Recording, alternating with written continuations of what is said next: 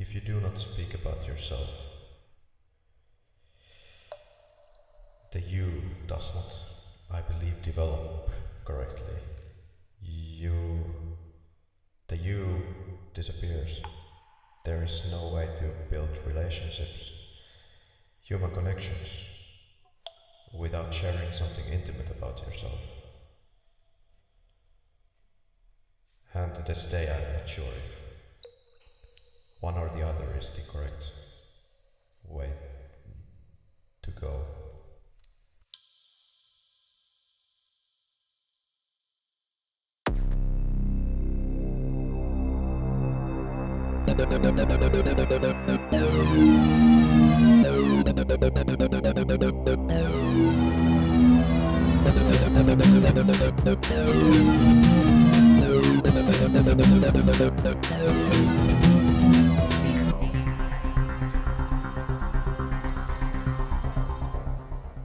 Hey, hello. What to say? Welcome to the impossible episode. Apocalypse now. How are you, Henrik? I'm most positively losing my mind over here. This is, well, interesting, because it so just happens that I almost drove myself crazy just writing the notes for this particular episode. You don't happen to remember all those many times when I told you not to do this? When I said to you precisely that this is a bad idea and we should never do this film, especially on, with the recording schedule that we uphold in this podcast. You are forgetting the very vital thing in all of this, Henrik. It's the fact that we're doing it exactly because it is impossible. That may be, but even the masochism has its limits. Well, it's one of those all-time legendary movies that we have to cover in this podcast because I decided so for some reason.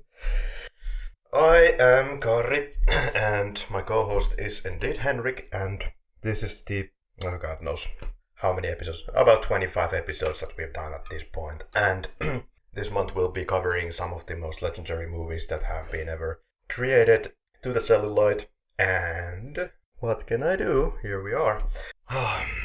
Let's just start with something else first, like, how's the weather? Have you met any birds outside? No, actually, I've been, since the morning, since I knew that we are doing this episode, I have kept myself locked inside a dark closet with a case of beer and some strong spirits and a pack of cigarettes, just so that I'm ready for this one. Oh, you definitely are. Yeah. Well, what is this cast, Henrik? This cast is a be-all-end-all movie podcast that will cover all kinds of films in the company of a media assistant and to be master of arts. Where to start? The Big Bang and the birth of the dinosaurs is always a good place to start. Yeah. Once upon a time, there was this guy called Francis Ford Coppola, and he decided that since he had done the absolutely horrendous, absurdly obnoxious, like distasteful, disgusting, everlastingly irritating movies, The Godfather, that nobody cared about on this planet, and everybody of course hated them, according to him. Well, some critics said that he would never be able to do like a truly incredible artistic film. Apparently Godfather was not enough, so he was driven by this emotion to create something bigger, and he always wanted to do this film, which is based on the book, roughly, Heart of Darkness by Joseph Conrad. Joseph Conrad, this book was supposed to be first adapted into a film by Orson Welles, but at the time the producers decided that this would go too overboard in its production costs, or just simply over their budget that they had estimated for what they want to have for Orson Welles production, so that just ended right on its tracks right there, and what we have now is Francis Ford Coppola's attempt, which made cinema history as we know. Yeah, this also was famously one of the most expensive films made on its time. Like, the budget for this one was something like $30 million, And it was such a huge budget that Coppola's expenditure during making this film and the production costs were something that was actually reported newswide because they were so extraordinary high. And it was prophesied that the movie would cost so much that it could never actually make its budget back in any shape or form. And this was not even the initial production budget. The initial production budget was something akin to the amount of $17 to $19 million, right? And then it just completely ballooned.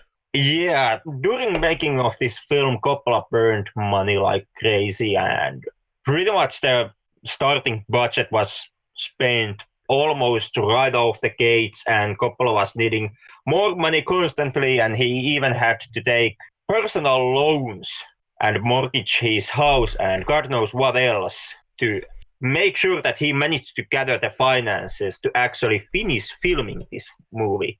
And what are the comments of his wife? His wife said that he doesn't care. Well, it was never like her personal money on the line, so I understand that. But her husband was spending all that he ever had. He had put his house for sale and God knows what else indeed. But the wife's comment was simply, well, it's not a big deal because I just always kind of thought that our life was something like, it's not an exact quote, but something like, this lifestyle is rather lavish and I was never really too much into this, so it's fine for me if we can just continue living like the ordinary American.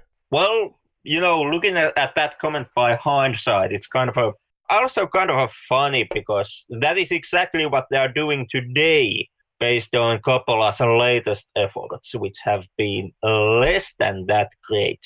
That is true. The 2 or 3 latest films that I have checked on the records of his resume, not very high reviews. No, and I've actually checked the films, and I can see why the reviews are what they are.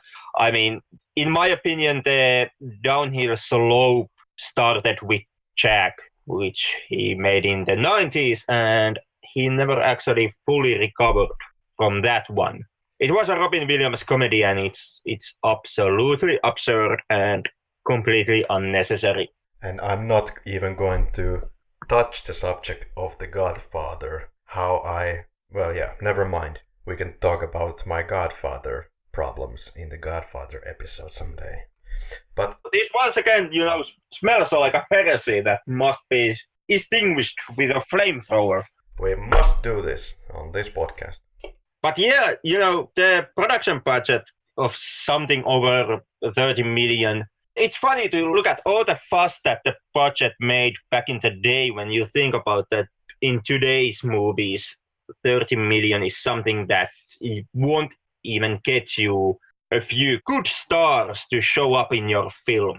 Indeed. Yeah, it would be well-produced indie film, or, independent film that has a relatively high budget. That would be $30 million.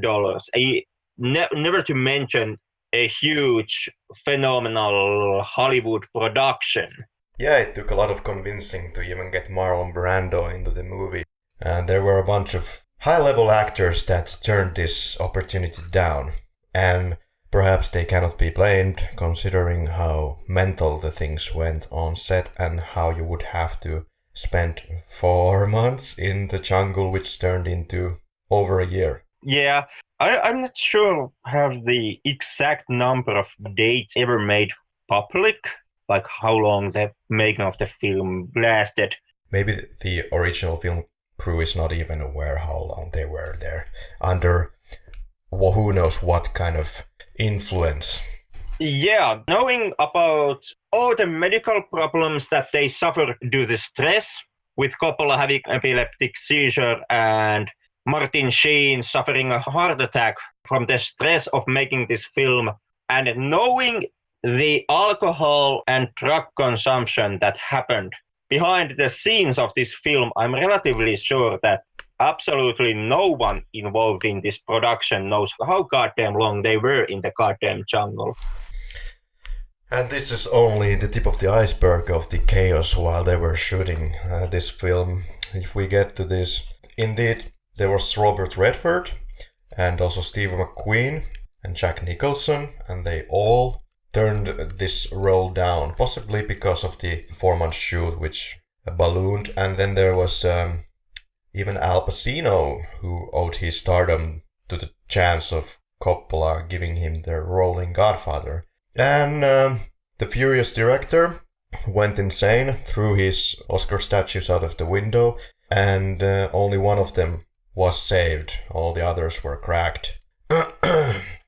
Then they filmed in the rain some days and in the dry on others, and they just prayed that in the end, after this considerably long shoot, they still just prayed that all of these scenes would go together in the editing booth with rain and dry land.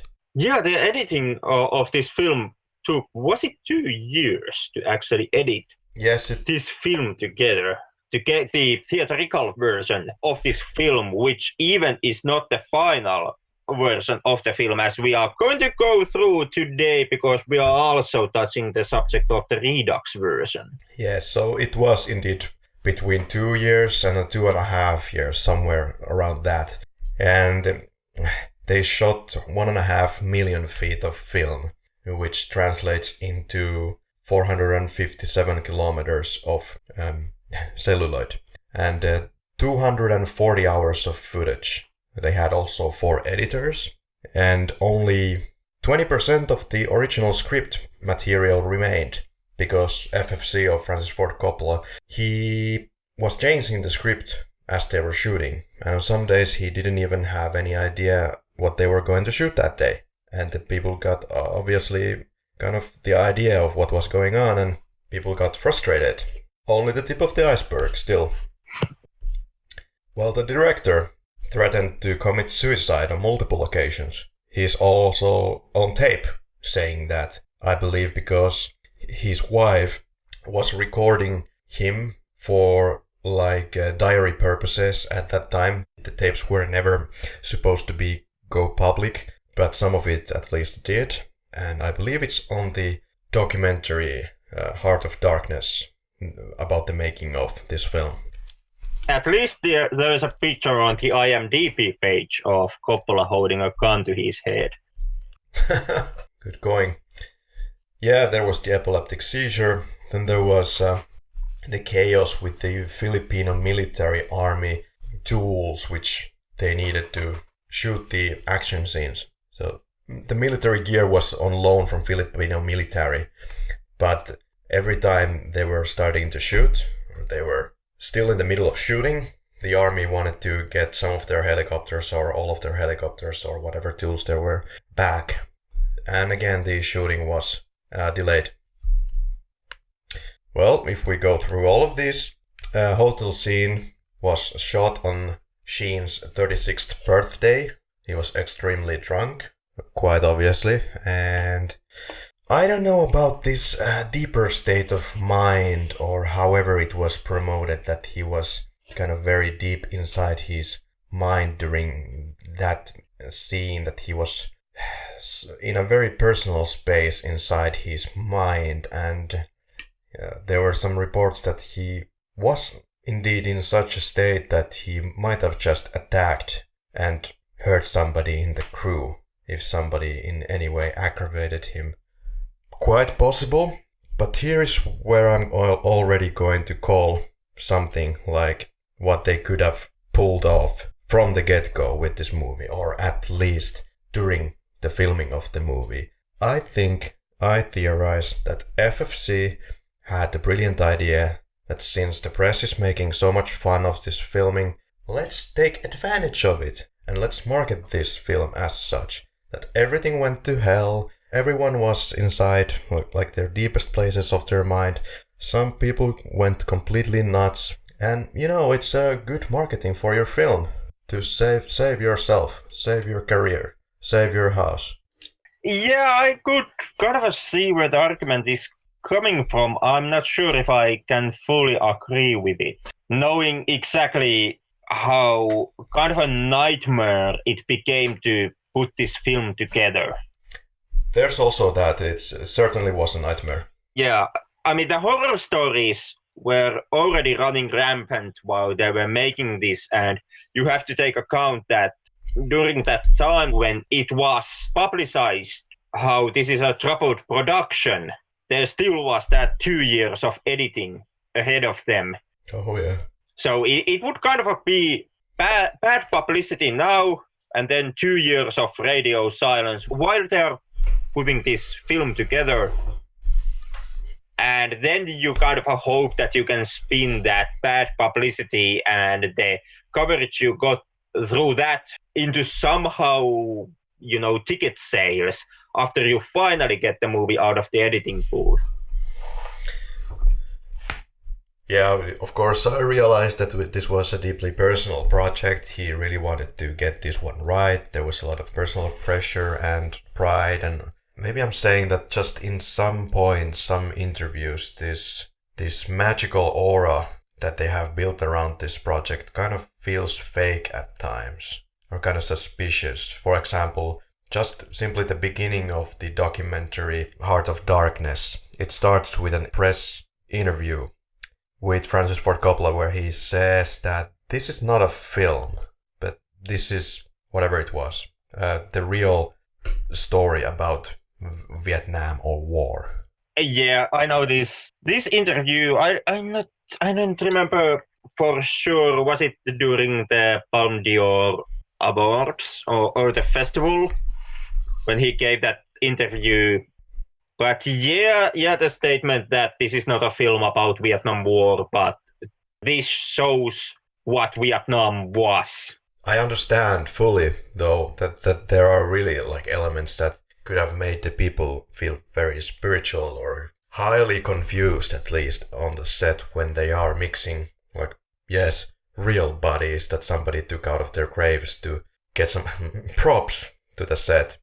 Happenings like this, as well as the fact maybe that Sheen was not told to even act in this film. He was told to be just Sheen, just be yourself, because this is about you. This is you. Actually, that's a fantastic advice for an actor, And I wonder how much you can get out of your actor if you just tell them to be who they are. That's great, and well, I can see that when you get an actor that actually is a lot like the character, well, obviously, it's sometimes cinematic history moment because they really get it down to the T. It most definitely is in this case, because whatever Sheen is on screen during the apocalypse, it is pure code. And however, he's not even acting, no, that's not the right word, but he's not portraying really much of an emotion, perhaps. If we were to be advised to be somebody else, I am certain that there would have been more facial expressions of horror or whatever the situation might be. Then again, that's not a problem at all. That's not what I'm saying. I'm saying that, yeah, it's funny because you don't get too much from his face, but then again, you get so much because you can feel it. Yeah, the kind of a Sheen being stoic throughout this film is the reason why Coppola eventually cast him as the lead and fired Harvey Keitel from the role, because Coppola deliberately wanted kind of that stoic presence. And he wanted Sheen not to actually show that much of a reaction to what is happening during the film, because that is to highlight the point that Sheen's character, Captain Willard, is already such of a dark-hearted person. Like, the bad deeds that he has done are already at such a level that Willard has himself become completely desensitized to the horrors of war. And that is why the film quite often kind of cuts to some other member or some other soldier that is going through the same moment as Willard is, showing first, those expressions of those soldiers who showcase anxiety, fear, excitement, thrill, shows you these facial expressions, and then cuts back to Willard, who is actually completely stoic and doesn't even bat an eye to everything that happens around him.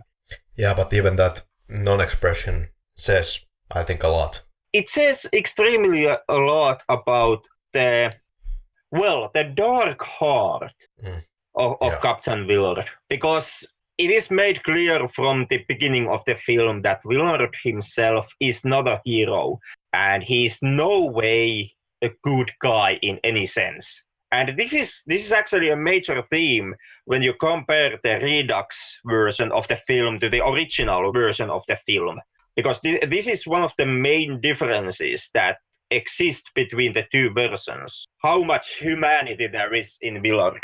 Okay. Can you break down what are the main differences between the Redux and the original? Because I have only seen Redux. The main differences, and we are not now going, every added scene, but to give you in my opinion, the three most notable changes. Let me guess before you go. I'm going to say that the French scene is perhaps entirely cut, or it's very much shortened, as well as the dancing girls. You would be very much right about that one. The French plantation, if I remember correctly, is completely cut. It's okay, yeah. Yeah, it's only in Redux, and with the dancing girls, the first scene with the playmates, it exists in the original version. Yeah, the second interaction scene later on in the film, when they end up in that kind of a tarnished military outpost, and there is that, the sex scene and all of that, if I remember correctly, exists purely on the Redux version. Oh, that's interesting, because I thought that the surfing guy was kind of an important part of this movie, and we lose a lot from this character if we don't have that, in my opinion. In a way, it does. In a way, no. Because it's kind of his breaking point, right? Because he's supposed to be this good guy who never had anything wrong in his life. And, well, it's not that I'm saying that it's wrong to have random sex in Vietnam, but this is kind of the moment perhaps where he turns from the ordinary person into to this guy who is seduced by all the things that he can do during the war. Some of them not very moral. And yeah, you are correct on that one.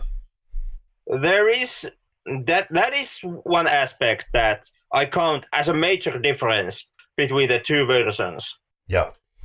Because, to give you kind of a 3 pointers, what is the main focus, in my opinion, behind the Redux version when you compare it to the original one, is that firstly, it gives a small humane moment for the character of Kilgore.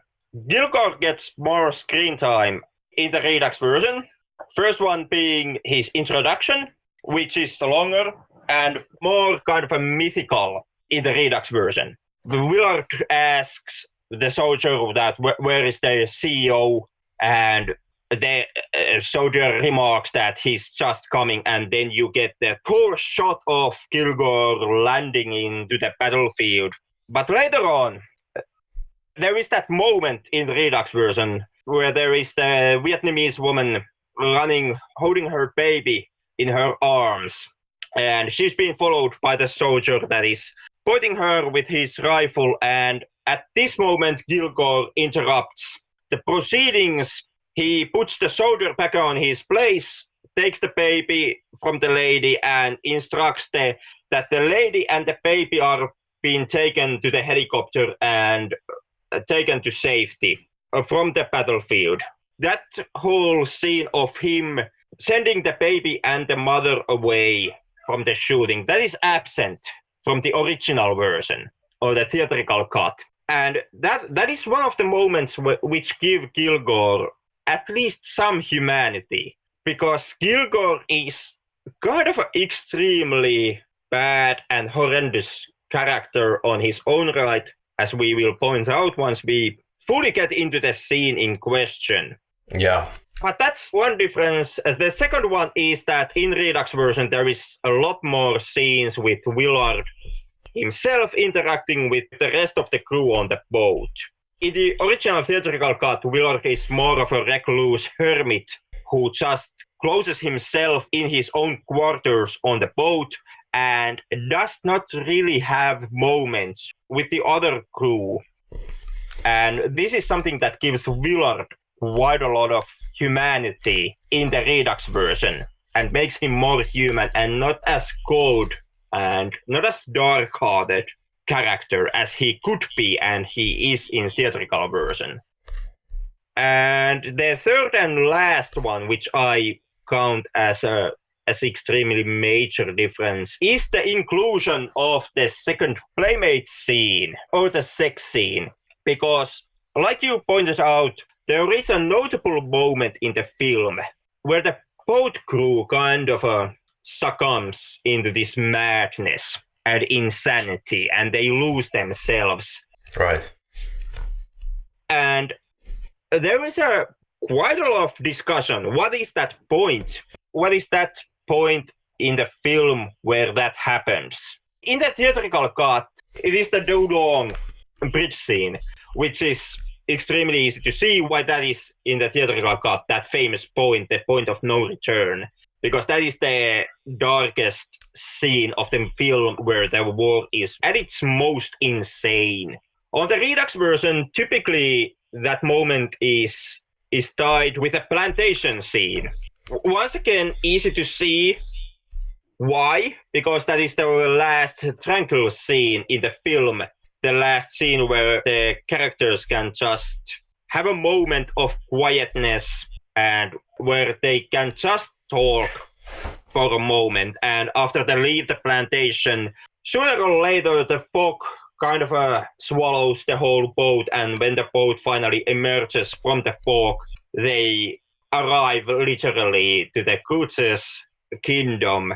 Yeah. And I actually, in my opinion, the moment where that going too far, falling into insanity and losing themselves happens in the Redux version is actually the second playmate scene. Because after that moment, when they leave the playmates after having sex, after that the group starts to fall apart and they start to bicker with each other and they become more cruel towards each other. So, in my opinion, in the Redux version, the second playmate scene would be the one that marks the moment when the insanity engulfs the members of the boat crew.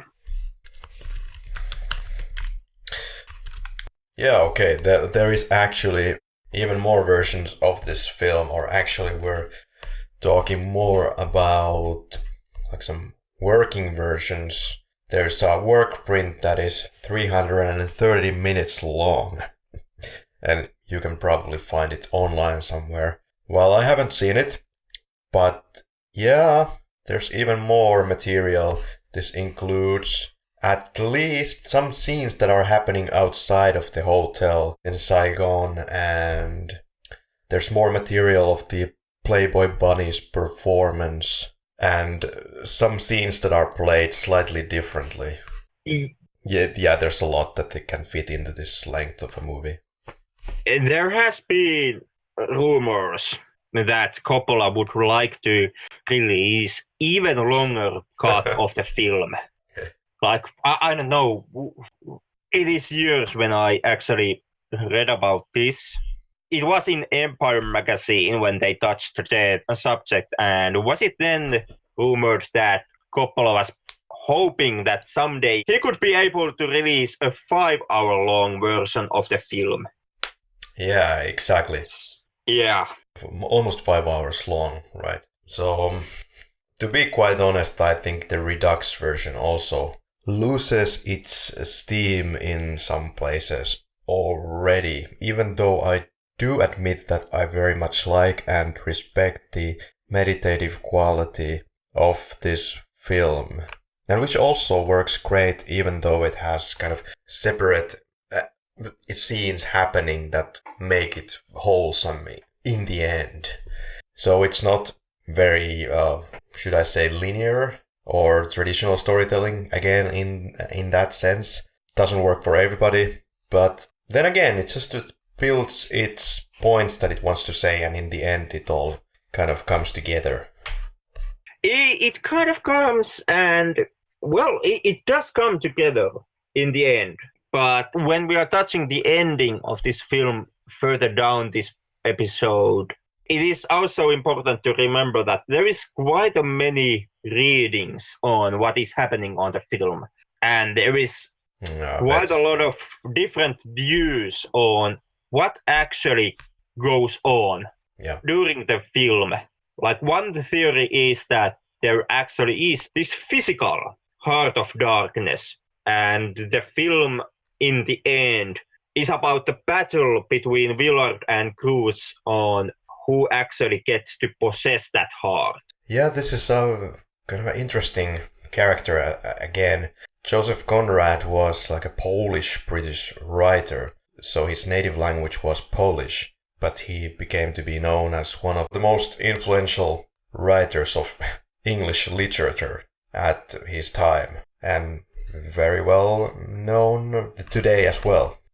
Yeah, and I see why that is, having read Conrad's other works. Yeah, he has a way with his words, great vocabulary. He has, and he, at times, even though he has somewhat the bad habit of lingering on these complex themes to a point where there is extremely long and complicated discussions between characters. For example, political themes, or how, for example, a single term can be understood. Multiple meanings, you mean?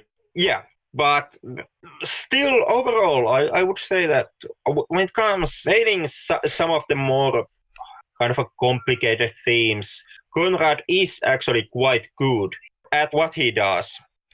There is one more point about the madness at the set that we could bring out. Everything else we have touched in one way or another, but then there is the Marlon Brando's appearance and Marlon Brando being at the set of this film.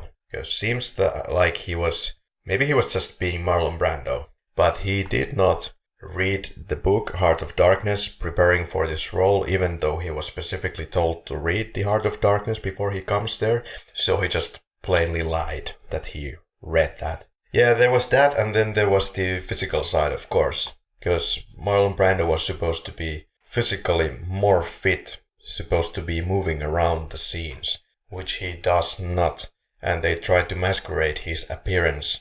That's why you see his character always in black, under darkness, not moving, or not walking so much. In the scenes where they had to show more of his body, there was a body double actually to make up for it. So he was in a pretty bad physical shape. Yeah, there is, a whole episode could almost be done on Brando alone. Like, when it comes down to on Apocalypse, the way how they handled the Brando situation actually kind of becomes one of the strengths of the film. So in that way, they managed the situation extremely well. But Brando himself, during his time, was notoriously pain in the fucking ass to work with. Yeah, I can imagine. Yeah, we are talking about extremely egoistic actor, or someone could say downright a diva, guy who at the later stages of his career refused to learn his lines or learn the script he was supposed to play, to a point where, for example, in Godfather, his lines had to be hidden in the scenes into a smaller cue cards, which he read. And Brando also was, notorious for going off the script completely, to a point where pretty much everything you get out of Brando in Apocalypse Now is, well, Brando doing improv.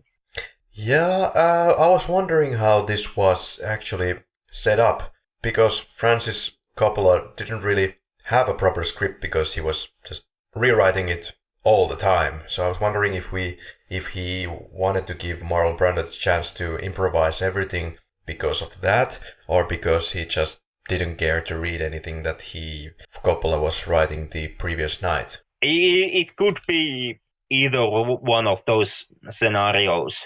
Brando himself was not an actor that was easy to work with, especially on the later stages of his career when he had more clout and more prestige under his name. Yeah, was he he was just improvising for, say, 20 minutes straight, and then they just cut the best parts out of it and tried to make it make sense. That's how you make films. Yeah, in Brando's defense, Brando's strength was that he was extremely good in getting inside the heads of the characters he was supposed to play. Yeah. So in that sense, him going off the script was not the automatic dumpster fire, which it would be in the hands of a lesser actor. But Brando, since he could get in the mind space of the characters, he could actually deliver pretty good improv and something that you could still use in your film. Yeah, I think it works exactly correctly because he was improvising. And to be true to Marlon Brando, he actually did read this book finally, but only after he arrived at the set. He read it, then he got into lengthy arguments with Francis Ford Coppola to the point of some kind of a breakdown, and then they just finally decided that the hell, now we're going to shoot. And he just goes doing his Marlon Brando, whatever, mumbling thing for 20 minutes, and I think he nails it. He really nails it. He understood what the book was about. That he did. And he did understand what Cruise in Apocalypse was all about and what the film was all about. And especially the fact that he is improvising, it looks very natural. And I was just looking at this film without knowing anything about his performance and whether it was improvised or not. I just look at this performance and I'm quite floored, to be honest. It was really, you could feel that it was coming from the heart, I guess, of darkness. Yeah, Marlon Brando definitely was one of those all-time great actors that you get every now and then who can deliver a performance that is more than a movie performance. All that being said, though, it has to be pointed out that, well, Marlon Brando's attitude towards basically everyone and the film itself and to his job and kind of what is required from the actor, like learning your goddamn lines and reading the script you are supposed to play. Brando could make it work, but that's still kind of a big no-no.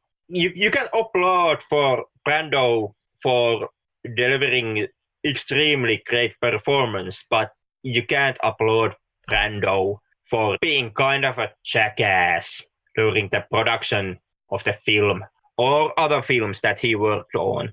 True. What is this movie about, Henrik? It is about a lot of different things. It's a movie that is about what you actually decipher it being about. But most and foremost of all, I would say this is about the evil inside all of us and about how that evil is being tied into our everyday life and how society, government, war kind of try to embrace that evil in order to make the evil men work like the institution in power, be it the government or the war itself, wants you to do. It's like succumbing into the heart of darkness, told from the perspective of one guy's mind. Then again, it reflects kind of everybody's mind and how we humans are built. If we talk about other subjects there is, well, I guess we could talk about colonialism, imperialism. We could talk about perhaps even the religious hippie bullshit of Kurtz. We could even talk about how perhaps some of the things that he said are not exactly logical, or could you follow everything throughout? Maybe the meaning is so deep in his improvised performance that it cannot be downgraded.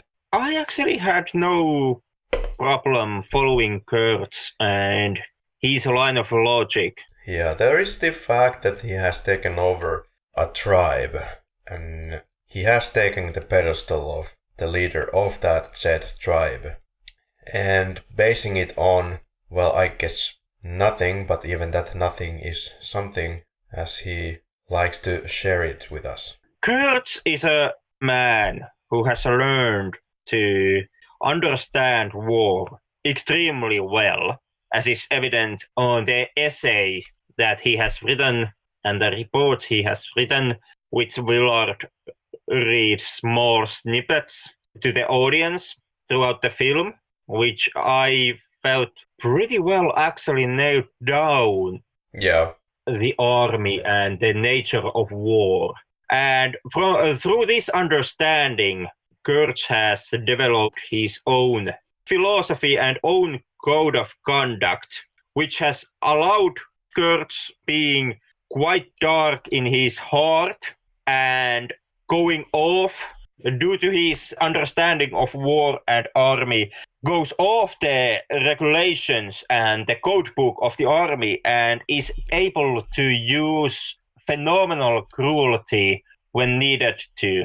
And this kind of allows Kurtz to elevate himself into a position of a god amongst his tribe and his kingdom. So at the end of the film, where we finally meet Kurtz, he's kind of a god who knows that he's about to die and who kind of accepts his own death at the hands of Willard. There is that, but the Benjamin kind of takes a different approach. Once he has slashed Kurtz to pieces, he's not looking to gain power over the tribe. Instead, is he showing humility by not leading this group into anywhere? He just leaves. There is certain logic in that madness. There is logic in that. At the same time, that is also the point where Willard finally and utterly embraces his own dark heart. But does he? He completes his mission. We could get into this later in the actual scene by scene, of course, but yeah, does he really? Because he completes his mission. He came to do what he was set out to do. He's being the soldier. Or is he? And these are the kind of things you have to deal with this movie. Yeah, well, it can be interpreted in several ways. And it has been interpreted extremely many ways. And I guess both you and me also have our own interpretations on what happens to Willard in the final moments of the film. But I will tell you this, at least on this first viewing of this movie. Yes, call me a heretic, this is the first time that I saw this movie. This is because I generally avoid movies that are famous. At least I used to do that. Now, lately I started to actually go through all the certain all-time classics that I always wanted to avoid. Let's say just that I've always kind of avoided the mainstream of what people do, or never found many of the mainstream things that people gravitate towards very appealing. But where were we? I guess we were preparing to start the scene by scene. Yeah. Oh boy. Oh boy, oh boy. We're just about to get actually started. Yep. An hour into this shit, and now we are about to start. Yeah. I guess this sums up this film pretty well. This is from an analysis that I was listening. So the film's kind of about, do we accept to look for the moral betterness? So my interpretation of looking for the moral betterness is kind of actually that you have a horrific event and in your brain you try to turn it to your advantage, as we people do. For example, in my life, well, this is a This is not even anywhere near the gravitas of this movie and what it's going through. But for example, I've studied for several things. Some of the things were not very interesting. For some of those studying years, you could ask if that was ever worth it. But yeah, when you end those studies in the middle, or when you actually finish those studies fully, your brain will try to justify whatever you were doing. Like, you will look for the good sides. Of course, there was a benefit for you that you were studying, I don't know, industrial level printing. Yeah, sure. It gave me some advantages, definitely advantages in media. So now I understand both media and print a little bit. But was it worth all my time? That could be argued. Am I completely tricking myself? Kind of a human survival mode hits in. You try to justify everything that ever happened in your life, right? It depends on what you kind of count into everything that has happened to you. For example, you had a terrible relationship. I don't know if you have had such, but let's say you did have, and you're always trying to justify why that happened, or maybe why that was worthwhile in the future you. Sure, it contributes to your character, whatever you do on this planet. But is it all worth it? I don't know if this is exactly like moral betterness, but I think it's a kind of a category of it, because moral betterness, you justify whatever you're doing. Killing innocent children in the streets of Saigon, because they were the enemy, because you couldn't see what would happen next. Would that kid throw a hand grenade at your face? Just kill them all. It was war. Hey, it was war. It's okay. It was what I was told to do. So, do we accept to look for the moral betterness, or do we reject that and turn to the primordial side that we all have? Well, I can honestly say don't do that. But there is the risk that you lose yourself. The more you experience horrific stuff, I can totally see why you would not care about some trivial shit that we experience every day. Perhaps this is why I love some of the characters that behave in a I don't give a damn type of attitude, such as the Clint Eastwood movie, The White Hunter Black Heart that we watched. Because there is also some quality to that, the benefits to that. It might be that if you strike the correct balance, if you get enough bad experiences in your life, and you can strike perhaps like a balance in your life where you care just enough, but you care very little about some things that just take hours and seconds away from your life for all the wrong reasons. Scene by scene, ladies and gentlemen, let's get to it finally. Okay. Hold on a moment. Yep.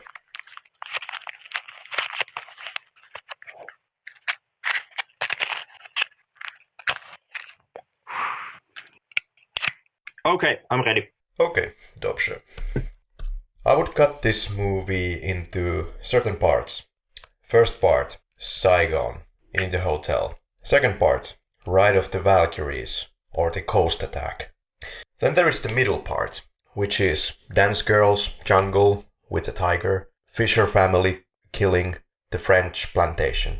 And the last third is, well, Kurt's world, as I call it. So, let's start from the first act. We're going mad in this podcast. And Martin Sheen's character, and Martin Sheen, is going mad in the hotel room, likening the fan to a chopper. Also, the crossfade with Willard's head and, the flames at the same time, almost, completely on top of each other. I really like the opening. It is. It's especially the crossfades, which are pure geniusness. Yeah, beautiful. Again, very meditative. Sucks you in. Even though it's so slow. But that's what this movie is about and still works. Yeah, and it does show it does make a point on how out there Sheen's character already is. Since he makes the notion on how he's already unable to live the civilian life and return home. Since once he got back to his wife, the only thing he could anymore think about was just getting back into that jungle. And there has been some studies that war and the adrenaline rush that you can experience in war, it can be almost intoxicating to a point where you can actually become addicted to that adrenaline rush and therefore become addicted to war itself. And that's kind of what I would say that Sheen's character has gone through and what has happened to him. I never got that. I just interpreted it as such that he was already so broken from the war that he, as he pretty much states, I believe, he had changed so much that returning home, he was not the same person anymore. He couldn't just return to his normal life. Yep, that he is. Or like he says, I wanted a mission and for my sins they gave me one. Yeah. Yeah, alright. So then there is the interview of Sheen's character, Willard. It's a really nice scene. Again, the way that the people are talking about Kurtz really gives you the kind of interest to keep watching forward. That this is truly a character that has gone terribly insane. Well, already at that point you are looking for other answers in your head, like, is he really insane, or what's really going on? And this is a excellent way to pull you in. After this, we get to the Valkyrie scene, or the bombing scene at the beach. Well, the Valkyrie is a feminine Norse mythic character, apparently, who decides which men will live or die in a battle. And yeah, it's a reference. This scene is, in my opinion, depicting simply the American war machine. How it's very bellicose, very over the top, out of this world, trying to maintain normality by force in a situation where no normality really exists, trying to force his soldiers to surf on the waves where the bombs are falling. Actually, it's pushing its point to a point where it's kind of a slightly overboard. Yeah, I got the feeling on that scene that, yeah, okay, I get it, you're trying to make this point.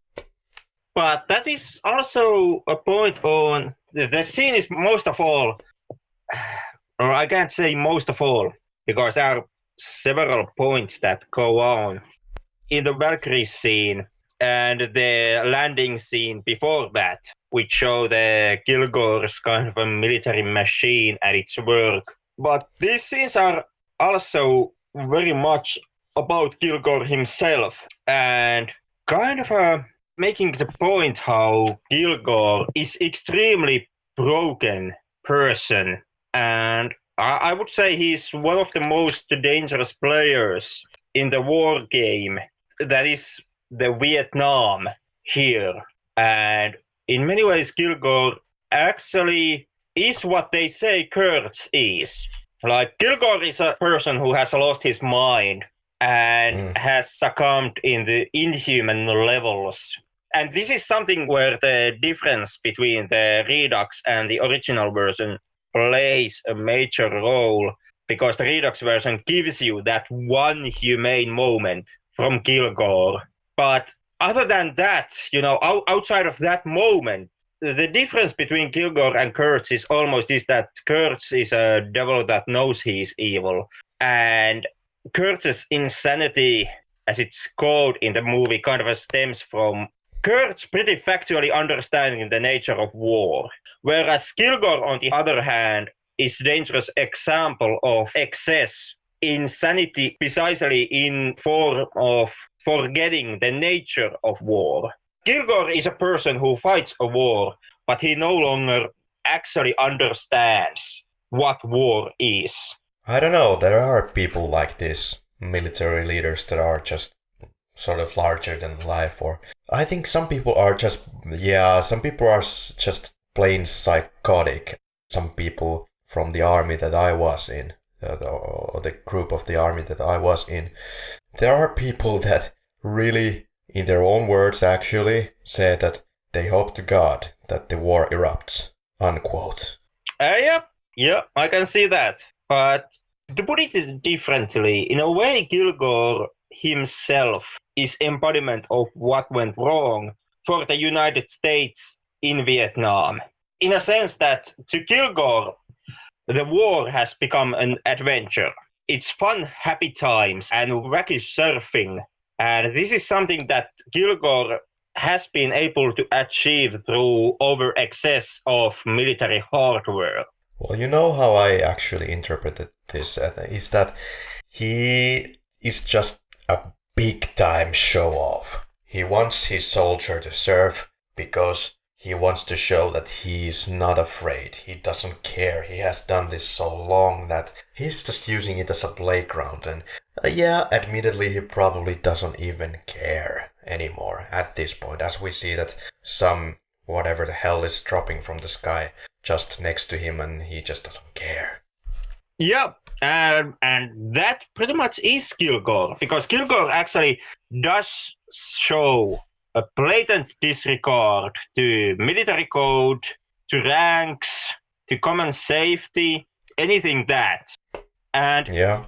that, I would say, actually stems from the fact that Kilgore and his men, to them, the war is easy. And because of that, the downside of war, the dangers of war, they do not show up in Kilgore's radar. When you compare it to the war that Willard is going through, to Willard, war is constant escapades and constant danger, because he's on the ground level fighting with his M16. But Kilgore, on the other hand, uses fucking helicopter battalion armed with missiles and M6E3 machine gun systems. He uses this kind of gear to attack villages where there are some VC or Viet Congs armed with Kalashnikovs. And this kind of a unbalance between the power levels of the two sides, Kilgore's team and the VC, makes it for Kilgore to score easy victories. And victories that have relatively low casualties, even though they do form, as we see in the Valkyrie scene, they still are relatively small and kind of easy to avoid because you are the one who is pulling the air attack on a ground target. And because of this, Kilgore and his men do not share the same level of danger as Willard does. But in the end, because they do not have kind of the reference point, because everybody is looking from their own perspective, Kilgore's guys can actually feel and believe in their hearts that they share exactly the same danger as Willard does on the ground level when Willard is running around just holding his M16. And because victories are so fucking easy to Kilgore's guys, Kilgore and his men are kind of constantly being rewarded through the territory that they can attain, through the beer that Kilgore gives to his guys, the ranks that they can rise in the military hierarchy, and the beach parties, which we see them throwing on the landed soil. And you know what else? Because this lieutenant colonel, he's not practically doing anything there. He's getting his guys guns. He's just walking very sure of himself around the whole fighting scene. He's helping a Viet Cong that is injured. Yeah, he doesn't do anything there. He's just using it as a playground. Just, well, if he's doing anything, he is giving more self-esteem for his soldiers to keep fighting, if they were indeed fighting. Somebody's fighting.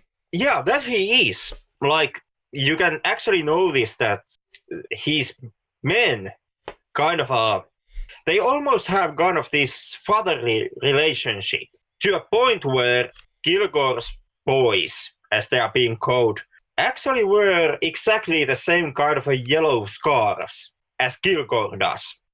And to get back to the point of this being game to Kilgore, I think it shows extremely well when Kilgore first meets Willard, who by his rank is a captain, so relatively high, on the military ladder, and Kilgore just blatantly ignores Willard and couldn't be more troubled with the guy. But then again, Kilgore really does bother Vance, the surfer guy on the boat, who does not have the military prowess of Willard, but who is someone who can alleviate Kilgore's pastime.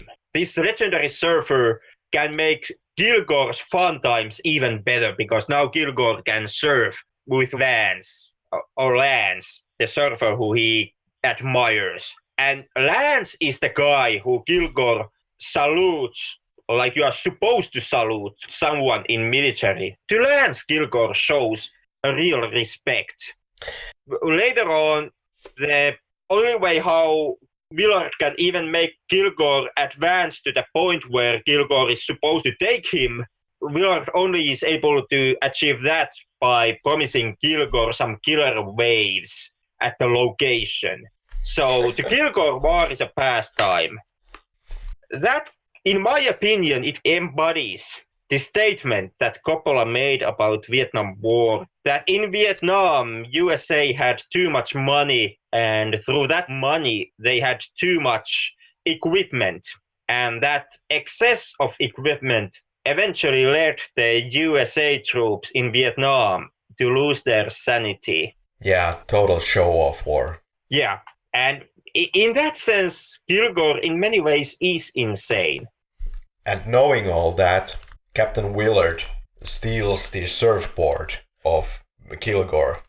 How did you take this?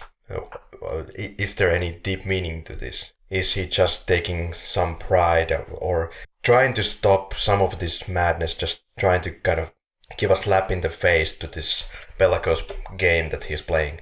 To me, Willard was not trying to stop anything. It was merely getting back at Kilgore. Yeah. Because Willard and Kilgore did not hit it off that well. Yeah. Oh, that was funny. Yeah. We get to the middle part. Dance girls. Okay, what's the point of dance girls? It's just more of this excessive military might show off. To me, the dance girls are, well, they showcase kind of the continuing theme in the movie, which is succumbing firstly to madness and also secondly the dehumanization of others. This being the enemy or your friends and eventually yourself. Like during the Ride of the Valkyries scene, the enemy is being dehumanized to a level where it's a bunch of fucking gooks and kinks, and where exploding a group of gooks is something that you get rewarded with a case of beer. So that is the dehumanization of the enemy during the Valkyries. Here in How Path, the insanity keeps on growing. It reaches the next level in How Path, and it also showcases you the next level of dehumanization, where the target now is kind of the innocents and even your friends in a one way. Because during the Valkyrie scene, or with Kilgore's group, you could tell that Kilgore took care of his men, no matter how much he saw war simply as a game, and no matter how little he no longer actually understood the dangers that the soldier faces in war. Kilgore still was a guy who saw one of his men getting hurt, getting his leg shot off, and immediately started to yell that what he wants is that man gotten out of the war zone. Get the helicopter there. I want him to the evac medical in 15 minutes.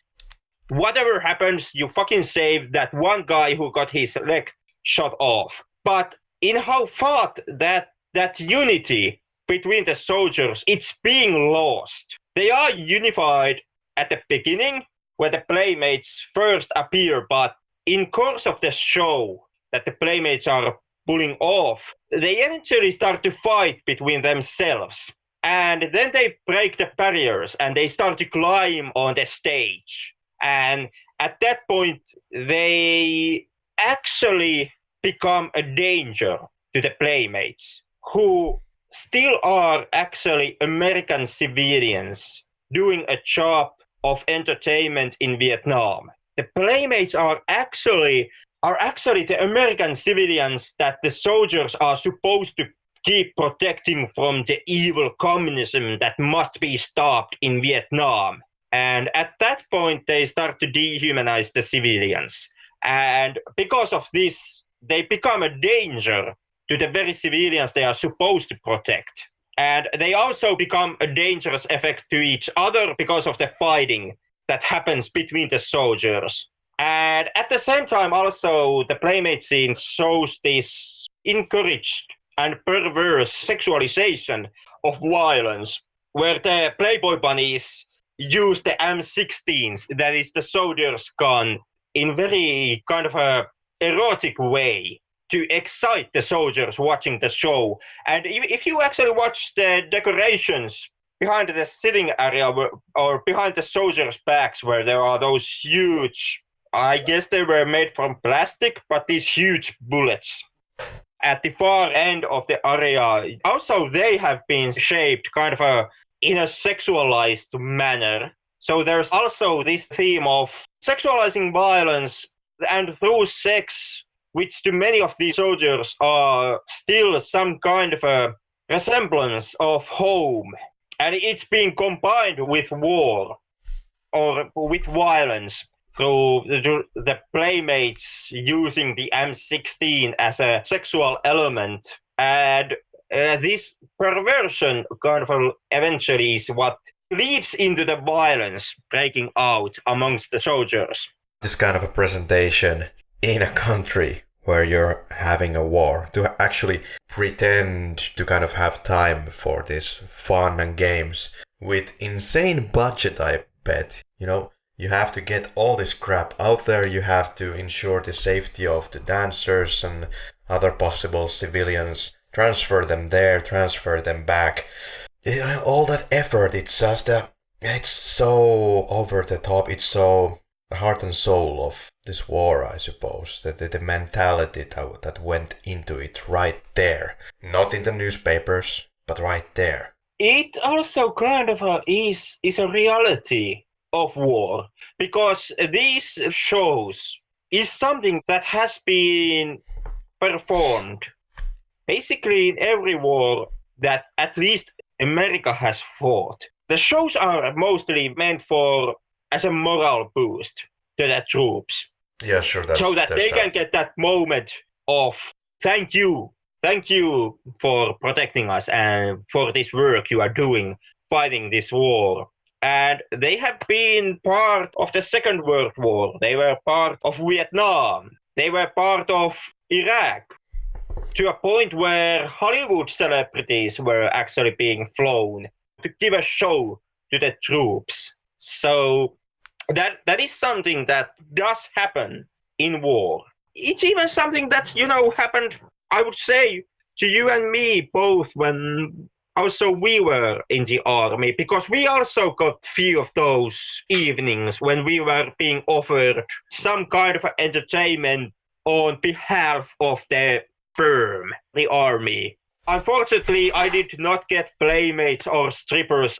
The first night that I got was a comedy act, which was okay, pretty decent. Okay. The second night was some touring gospel band. Once again was pretty decent, but then again gospel music, not exactly my cup of tea. Weird. I'm more heavy music lover myself, but yeah, I guess I managed to get still one more comedy act. Yeah, I did. It was it Karri Ojala and Bilderin duo giving a solo stand-up, which was not that great. But still, hey, Finnish army, and we also got this moment, giving us that one evening when we can loosen up a bit and, get something out of the regular program. Yeah, no kidding. No kidding. It always struck Yep. me as that these events, for example, bringing a hard rock band to army, is so out of the rest of the picture that it actually kind of. I don't want to get overly philosophical about such a side tangent in this podcast because we never do that, by the way. Ha ha ha.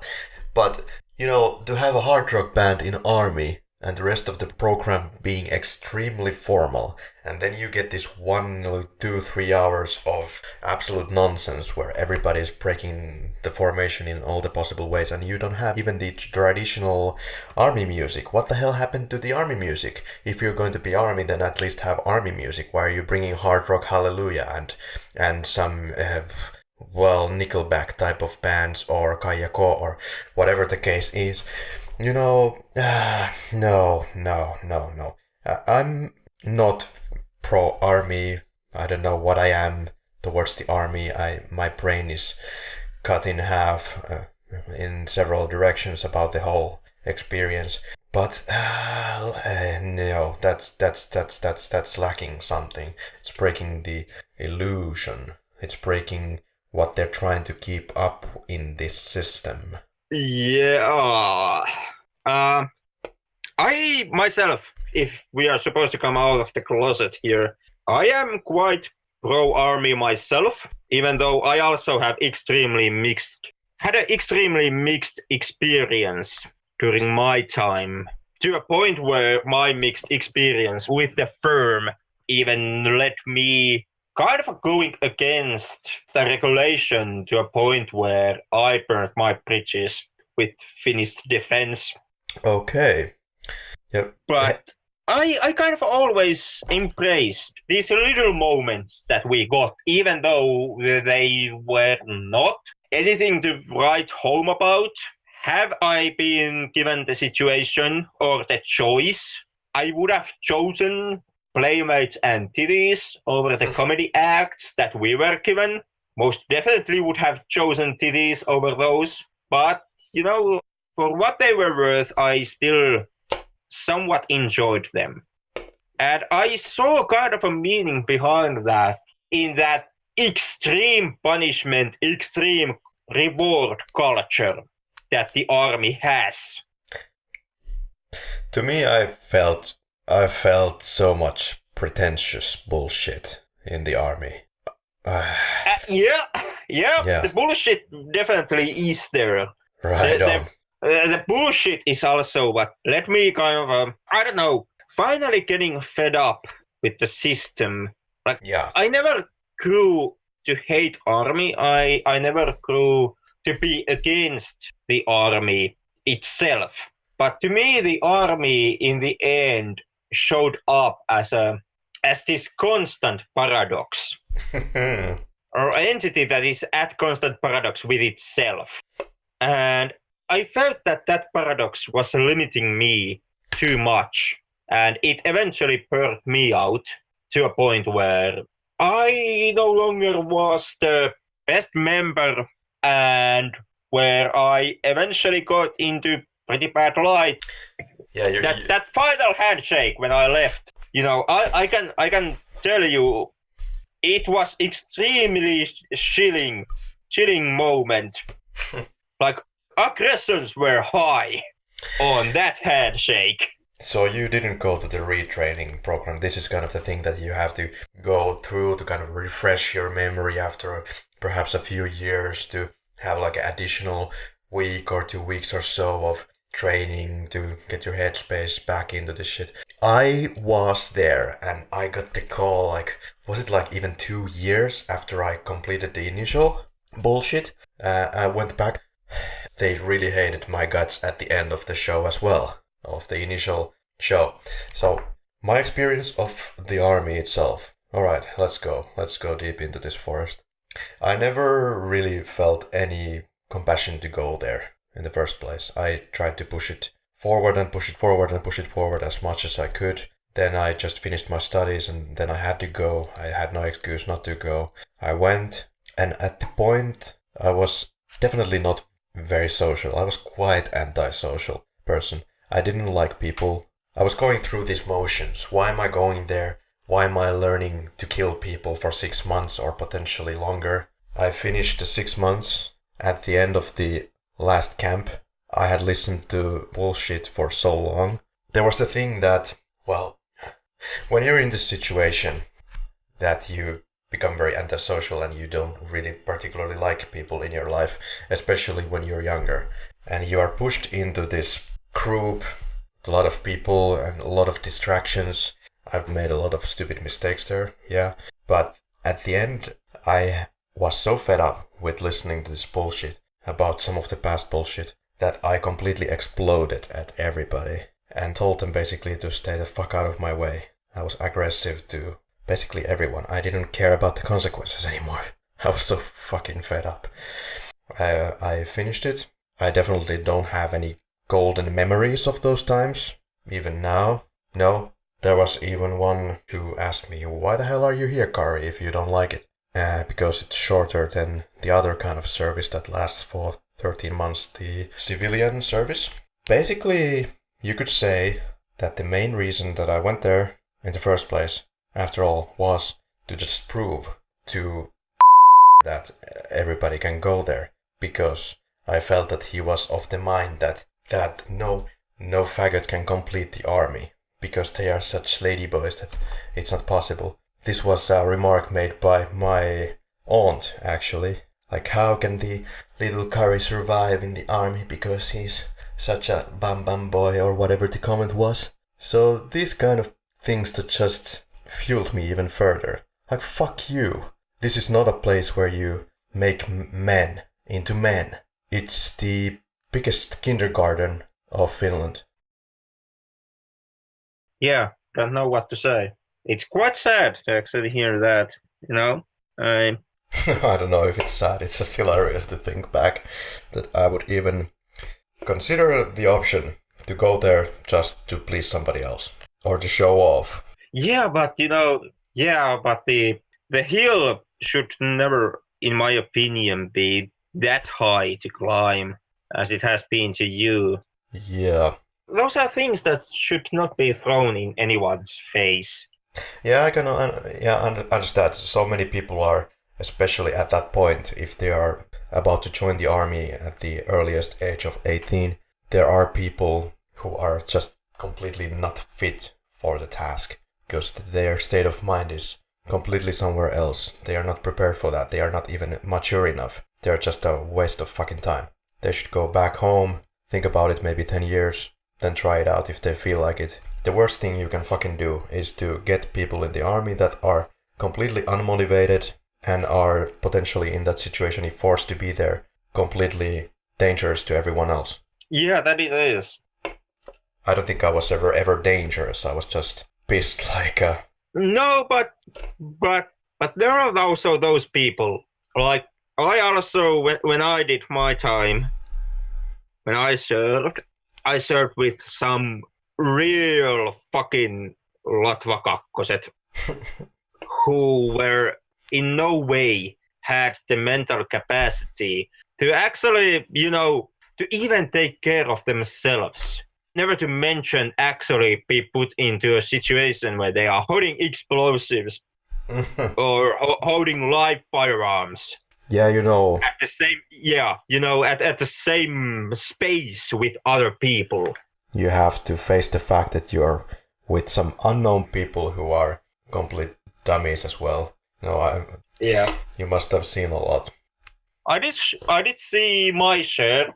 I don't know how it compares to everybody else's experiences, but... At the same time, even though it was not a very pleasant experience at all, my time in army, I understand the need to having an army, of course, in the world that we live in. I'm not particularly patriotic. I just look at it more in a practical sense, of course, that if I have to defend the fucking place where my house is and where all of my family lives, then okay.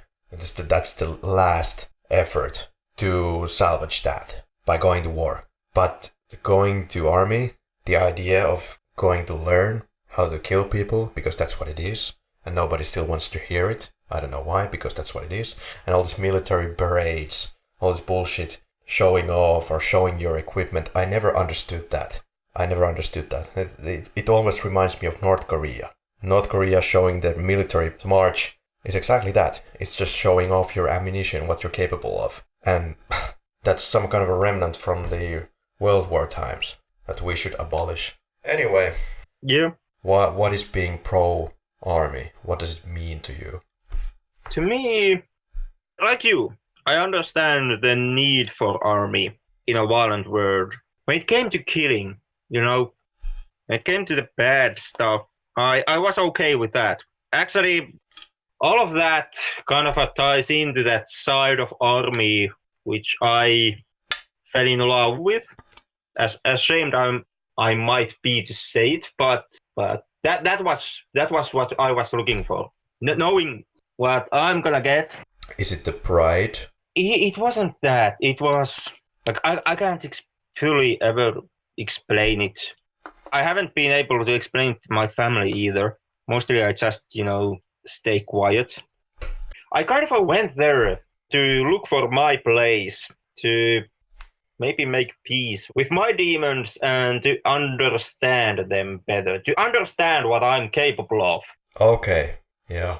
In those situations. And yeah, I did actually manage to face them. I did learn about them a hell of a lot. It turns out that in some ways I was maybe too dark and maybe too methodical, even for the army itself, to a point where kind of the levels I was capable of thinking wise were too much for the army. And like I must, stress, I never was a threat to anyone and I never hurt anyone.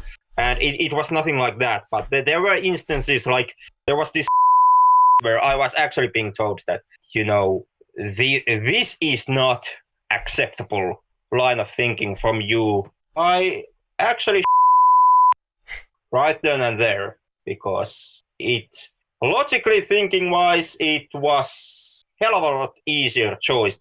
And that also got me in incredible trouble. Well, I can see why you got into trouble. But Henrik, it is probably this whole experience grew your character, or you became more self-aware or self-conscious or more brave to face other people. I can believe that. At least I became a hell of a lot more self-conscious. I also became a hell of a lot more conscious about the army as an institution and how it works, and also the problems that the army has within itself. But that was kind of the side which I was okay with, and the side which I had immediate, enormous problems with. Well, like with you, the parades and all that publicity side, which goes hand in hand in Finnish military. And all that bullshit. That was the one that burned me out. And also the major paradox, which actually I got pretty well fed up with. Like, they demand of you that you are this machine, you are the cog in a complex system doing what you are being told, and you are this extremely well-trained killer. And at the same time, they demand you that you are the most huggiest, muckiest little tissiposki, because the mothers need to have their darling sons back when it comes to holidays. And that's something that really burned me out eventually. One thing I wanted to still bring out about the whole experience is that suggests that the real war situation would be also extremely, extremely slow in its development. Yeah, it probably is like that, and not like in the Hall. Of course, you have to go through all the strategies and what's your next strike and where do you go. And there's a hell of a lot of walking, waiting. And so it's not that kind of a constant battle that you could, or the constant advancement during the battle that you would get from the movie sphere. No, actually, something that repeatedly has been brought up in the statements of the real life veterans about various combats. Okay. And conflicts is the enormous amount of boredom that they go through in the combat. The Vietnam veterans cursed their boredom, and there is statements that in Vietnam, the boredom was kind of this own individual brand of boredom where you are bored as shit most of the time. And just the moment when you are at the high peak, when you are as bored as you can possibly be, at that point, actually, some kind of a conflict happens and you have to react like that. And then the conflict is resolved and then you slowly get bored again. And also, the veterans of Iraq War also repeatedly stated their problem with boredom. Yeah, okay. And being bored. There's the reality of war for you. Yeah. Especially on this time of goddamn drone warfare when, you are just getting bored in some camp with your small battalion and all of a sudden there is a drone from somewhere carrying something and, that takes you out and you never even see what you hit you. Well, we skipped over the tiger scene. This tiger was brought to the set and it had not been eating for a week. And then it was being offered some of the actors for dinner. As far as the philosophy goes, that's all yours, Henrik, if any. Well, I unfortunately have to disappoint you here because I don't have anything that remarkable to say about the tiger scene. Yeah. Just one more chaotic scene in the movie to amplify the emotions, I guess. Well, if you compare it, once again, Redux with the theatrical release, well, first and foremost, the tiger scene does give you, once again, Willard interacting with a member of the boat crew, and it does give you some humanity to the characters, Willard and the chef. But more notably, there is the point that during the tiger scene, Willard fires his M16. He shoots at the tiger. And that is important in the sense that if you would go with a theatrical release, which removes the tiger scene, in that case, Willard shoots only one round in the entire film. He fires only once his weapon, and that would be when he executes the injured civilian later in the film. Right, a 14-year-old boy.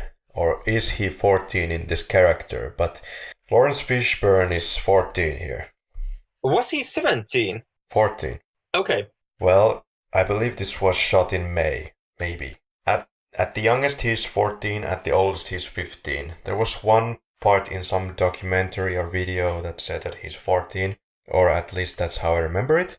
God damn, I'm so thorough in this podcast that I keep boring everyone by being so fucking accurate, but this is how I remember it. Anyway, 14 or 15. Holy shit, that's young. I then mixed up his real age with the age of his character. Yeah. In that case. But well, shit, because if the rumors are true, young Lawrence Fishburne did manage to create a drug addiction during the shooting of this film. So, at the youngest, we have a 14-year-old addict here. And that's not only marijuana. This also includes regularly scheduled programming such as alcohol, but also cocaine, speed. Yeah, at oldest 15. I don't know if he was ingesting this stuff, but this was what was happening at the set on the whole. Yeah, once again, I'm not crossing my heart on this one, since this is second-hand information. But I've come to understand that young Lawrence himself did also ingest that shit, and not just marijuana. And you know what else? Young Lawrence Fishburne also most likely did not understand what his role was supposed to be even in this movie. Well, you could say that actually for his part it didn't matter. But the overall sense of the movie, heck, watch the documentary, or listeners, watch the documentary Hearts of Darkness. The medic camp, when they get to the swampy condition, which one of the characters I believe calls a shithole. They come to the camp and out of the kindness of his heart, is it? That Captain Willard gives some fuel to the camp so they can get out of this terrible place.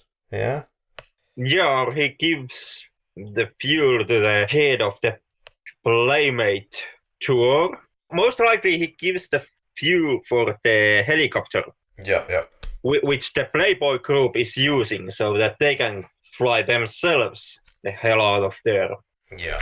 Okay, so there's still an act of normality right there. And they go over the edge, perhaps after this scene, especially when they're shot from the boat side of the river.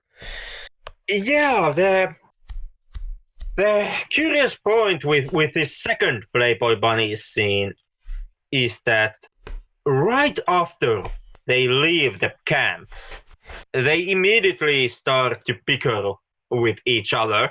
Jeff starts to tease Clean about Clean being a virgin, and from that point onwards, they all, start to all their character interactions and what type of characters they start to slowly change.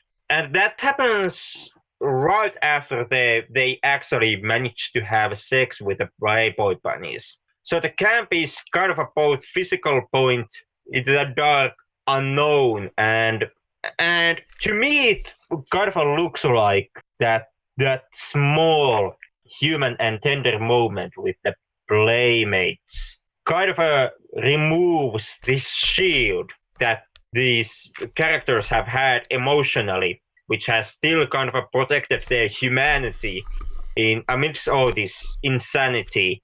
And if it's that the humanity which they receive from the Playboy Playmates kind of crashes with the realities of war that surround them constantly in Vietnam, and kind of that clash would be too much to them, so much that it pushes them into a breaking point mentally. Because also something to note after this point is that after they leave the camp and after everyone in the boat crew starts to act more and more like jackasses and their kind of a descent into madness starts to build up, the only one who kind of stays the same character who he has been from the beginning of the film is the character of the chief, the leader of the boat crew, who also from the group is the only character who refuses to use that chance to have a sexual interaction with the Playmates. Very interesting. Yeah. To him, Willard makes the point that he has made the deal about the Playmate of the Year, so that they can have the Playmate of the Year and have sex with her. And even after that, the chief says that no thanks and stays with the boat. And he's the one who most keeps his sanity intact from this group of people.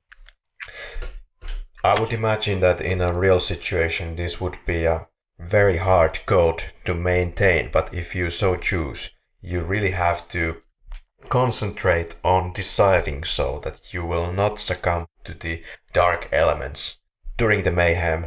You really have to have some not strong morals. You need to have a really rigid self-discipline.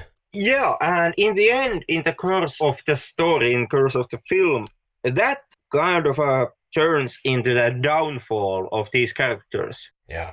Like, at the very end of the film, the character of Lance, who from the whole group is the one who goes most out of the edge, who most wants to hang with Willard, being the sole member of the crew who volunteers to go with Willard in the Dulong Bridge scene, and who through all these kind of most becomes in contact with his own darkness. He's the character that goes most off the edge and becomes most insane of the entire bunch of the boat crew.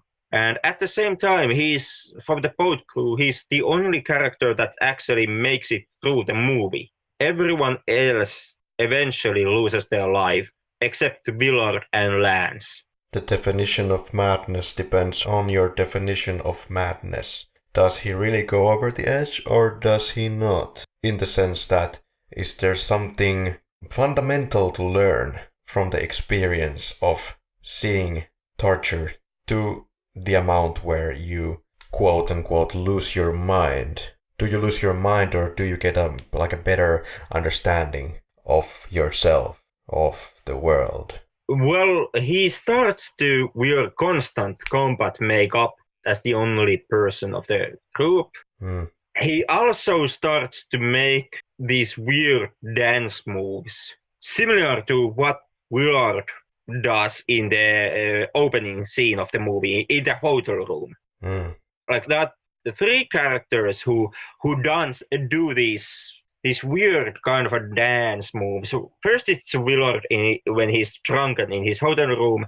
Then it's Lance on top of the boat as they are going down the river. And finally it is the one serviceman who they had sent in to kill Kurtz right before they sent Willard. Those are the only three characters that do these dance moves. And Lance also kind of embraces or loses himself to his own evil, to his own heart of darkness. As seen in that one scene where Clean finally gets shot and dies on a boat, and everybody else is mourning over Clean, is shocked that Clean is dead. Except, of course, Willard, who is already completely desensitized to the horrors of war and does not care, and Lance, who at that moment only cares about the puppy who has gone missing during the same shootout. This is at least the final turning point, where there's going to be a lot of schism between the characters. Yeah, about the puppy, about the shooting, where the conflict erupts.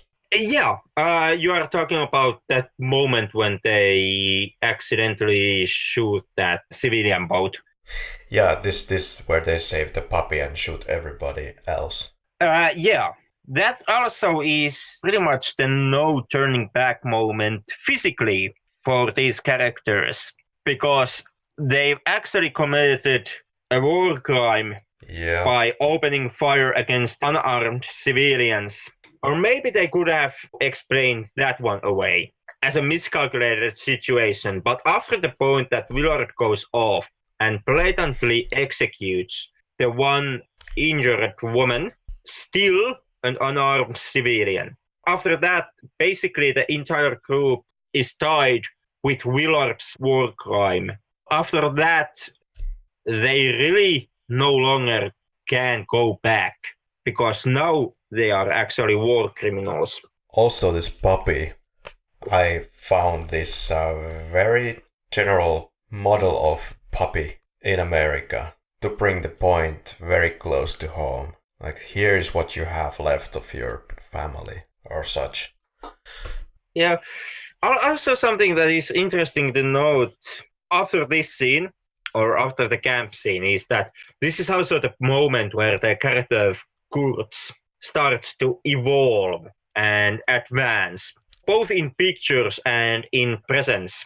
Before this, when Willard has looked at the pictures of Kurtz in his notes, they have been these service pictures where you can see Kurtz's face, and they are extremely detailed in that sense. But after this moment, when Willard looks at Kurtz's pictures, Kurtz is engulfed in shadow where you can only see his features. And in that sense, Kurtz starts to become this looming dark presence, or kind of a void of a man that beckons the boat crew and Willard to him.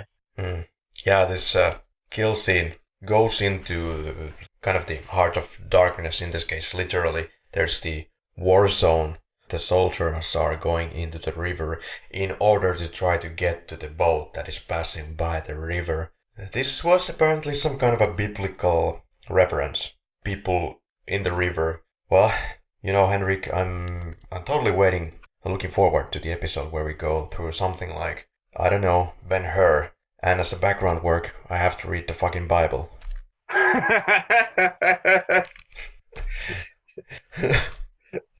Yeah. So. Well, when it comes to that, I I guess I'm gonna cheat and only read the manga version of the Bible. Have you heard the Bible, the best goddamn version? It's a book. Well, that is 100% accurate. I never actually got around reading it. It's still standing on my Kindle. It's waiting for the major task of me actually finishing the Old Testament, then moving on to New Testament, the actual Bible, in fact, and then reading this best goddamn version to get kind of the best laughs out of that. I don't know if I will ever finish that project. Stay tuned. Well, we know that you have finished it when the Ben Hur finally shows up on our to-do list. Awesome. I like the line in this scene about the who's in charge here. Willard asks, "Hey soldier, do you know who's in command here?" And the soldier responds, "Yeah." And that's all. After thinking about it, it sounds like a reference to God. I took it that he actually was the man who was to be in charge of the situation. Okay, because I read it as that the person who was in charge is actually dead, and then he has just this empty response. Yeah, could be. It can be interpreted in many ways. Yeah. I took notice the fact that from all the soldiers in the Dulong Bridge, he's the one who has actually a necklace. He has kind of this tribal symbol of leadership on him. And that also combined with how casually he just states that he does in fact know who is in charge. And so from those, I took it that he actually was the commanding officer at the Dulong. Yeah, I'm looking for deeper references in this movie wherever I can. Yeah, but again, Dulong itself is also an extremely deep reference showing the everyday soldiers' degeneracy through the horrors of war. When you look at the scene after they land at Dulong, the lights and the music that plays at the background give you kind of this circus tent feeling. Mm-hmm. And the soldiers at Dulong have quite obviously lost their minds to the point where they are all staring at the emptiness. Yeah, there's shooting everywhere. Yeah, shooting everywhere, not even showing you the actual target. The one machine gunner is just shooting into the darkness. Yeah. If we go with the theme of dehumanization and look at that like that, the Valkyrie scene would be the first step where they dehumanize the enemy, and the first Playmate scene would be them dehumanizing the civilians, the ones they are supposed to protect, and their home in that sense. Well, at the Dulong, they are finally kind of dehumanizing themselves. Like now they are becoming dehumanized. And Chief Phillips doesn't want to continue from this point onwards, but they continue into the territory of Colombia in the direction of it. Lawrence Fishburne's character Clean dies. He's just one more in the cannon fodder, after which we get to the Redux scene, the French plantation. And oh boy. Yeah, it's a doozy. Yeah, oh boy. French plantation. Well, the French were fighting there, yeah. And after putting so much effort into whatever they were doing, cultivating their land, building their houses, staying there with their families or their loved ones, they refused to face defeat and they continue living there. And they state that this is their home.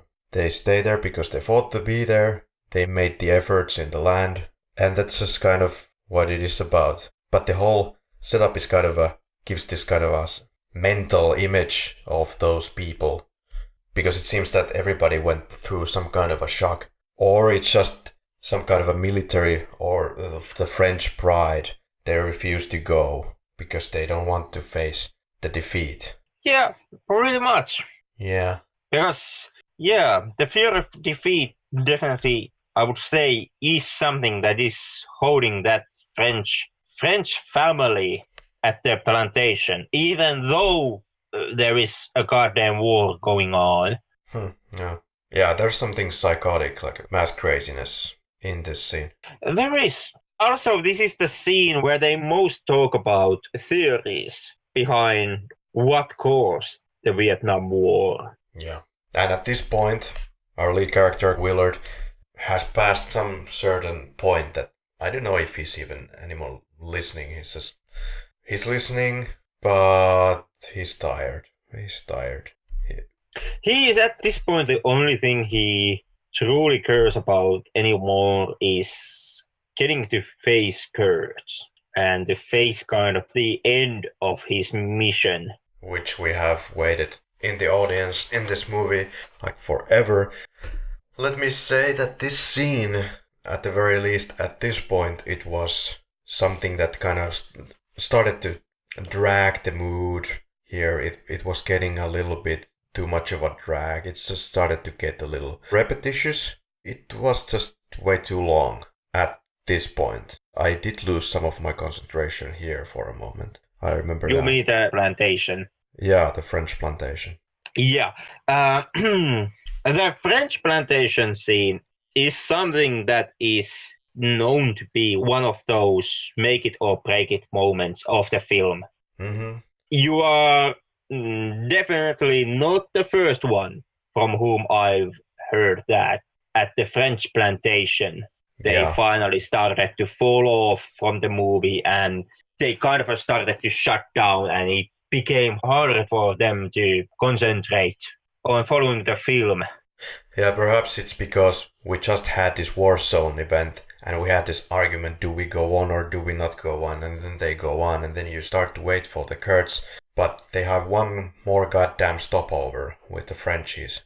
And then you start to get to the end. Yeah, that it is. Although I can say from experience, having seen through the Redux version before, in my experience, the French plantation scene starts to go easier for you after the first viewing of this film. Yeah, I bet. Don't know what it is. It's like very dreamy. It has a very dreamy quality about it. It most definitely has. It also has this kind of a very surreal structure in the way how the dialogue works here. Like, yeah. To give you the example, in the first dialogue exchange between Willard and the owner and the head of the plantation, there is that Willard immediately states out that one of their men is dead. And this is the first thing that Willard says to the plantation owner. One of our men is dead. And the plantation owner remarks that we French pay respect to our fallen allies. And that is immediately followed by the plantation owner stating that this is the plantation of our family, and it will be until we are all dead. So it starts from Willard immediately stating kind of a weird thing to say as a first thing that you say, one of our guys is dead. And then it jumps into the plantation owner explaining to Willard immediately that this is our family plantation and we are not fucking leaving this plantation. We are willing to die here on this plantation. And this type of dialogue structure kind of follows through the entire scene. Also seen in the dining table conversation that they have.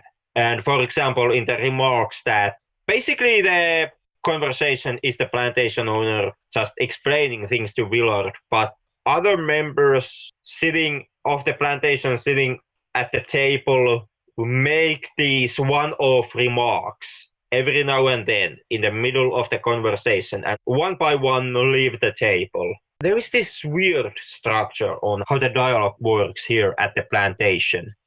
There's an interesting piece of dialogue when Willard is with the woman of the house in the bed, and the woman remarks that all that matters is that you are alive. You are alive, Captain. But yeah, does it matter? What matters? Is there any method? As is remarked later in this movie.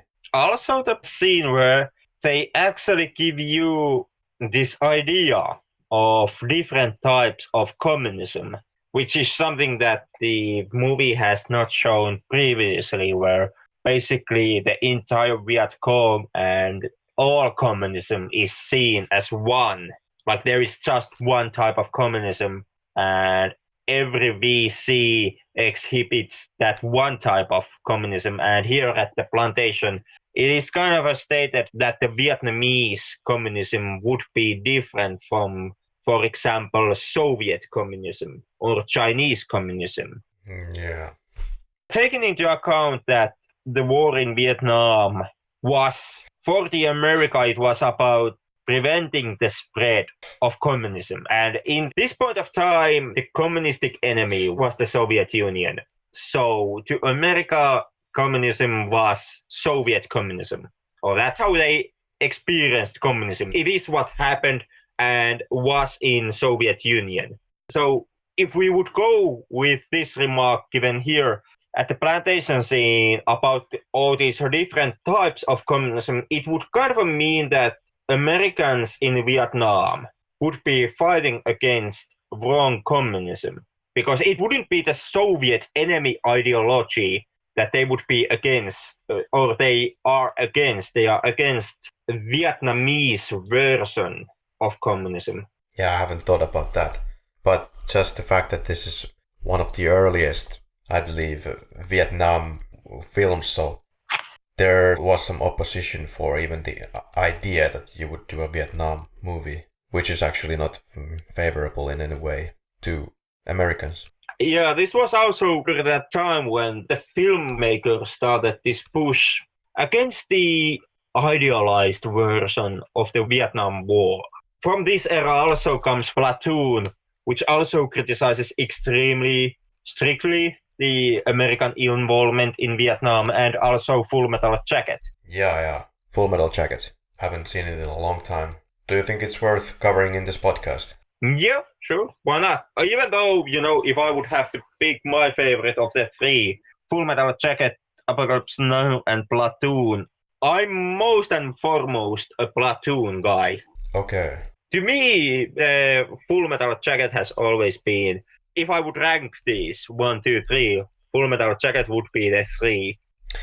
Yeah, I was really young when I watched it. It was one of the VHSs in my dad's collection. I remember that I was disappointed by the ending. That's all I can remember about it. I was too. Especially seeing how long it takes it at the boot camp. Yeah. And then when they finally leave the boot camp to Vietnam, the whole Vietnam is kind of over and done with in what feels like in matter of minutes. And then the end credits come. Yeah, it was kind of one of those forbidden things. I was not allowed to watch this movie, so it kept intriguing me, and then one night I just watched it. But have you seen Agir, Wrath of God? Apocalypse Now is also based on Agir, Wrath of God. Forgive me if I'm not saying it correctly, but it's a movie from 1972 about, in the 16th century, the Don Lope de Aguirre leads a Spanish expedition in search of El Dorado. And everything goes kind of like in this Apocalypse Now, in the sense that everybody goes through their own version of madness until there's only one man standing, and that's the film. It's like a psychological chaos. Yeah, you are talking about the Werner Herzog film, if I'm correct. Correct. Yeah. Yeah, that was pretty good. But this is the best moment. I think we should move on to the Kurtz's world, as I call it. The last third, they finally arrived to Kurtz. There's one guy remaining on the boat when they arrive to Kurtz's world, and he has been instructed by Willard that he has to make the radio call to unleash the bombing attack on the region if he doesn't report in time, and he doesn't. He is starting to make the radio, but off screen he is killed in the most ruthless way. Head is cut off, and the final madness is here. There's the reporter that is fanatical about Kurtz, and once we get this mandatory kind of introductory what Kurtz is about, according to the reporter, who has also lost his mind apparently, thinking Kurtz is some kind of a god figure, well, Willard finally gets to the base of the beast. And we have this extremely memorable dialogue right off the bat when Marlon Brando is on the screen. The dialogue about where Kurt says, "Are my methods unsound? I don't see any method at all, sir." Holy crap, this is... You can really feel this moment. Maybe my favorite moment of this movie. Yeah, and this is also an interesting point in film. If you would take the reading of Kurtz being this godlike being, or being something more than a man, this looming presence that kind of is above Willard and his group as they start their manhunt, because here Kurtz manifests almost godlike understanding on what is about to happen in near future.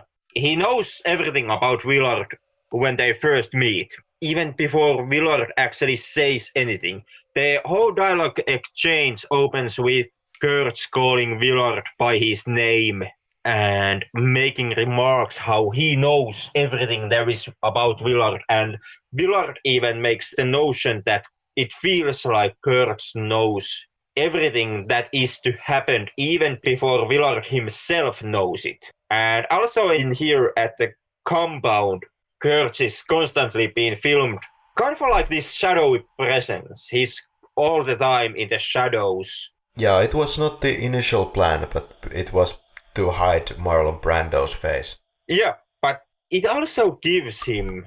It does. Yeah, there is kind of this outwardly presence on him, especially in that one scene after he has started to torture Willard, and Willard has been in the bamboo cage and he's taken inside and given some water to drink, and Willard turns his head to the side and sees Kurtz there briefly, and at that moment it's extremely beautiful shot where you have the side posture of Brando.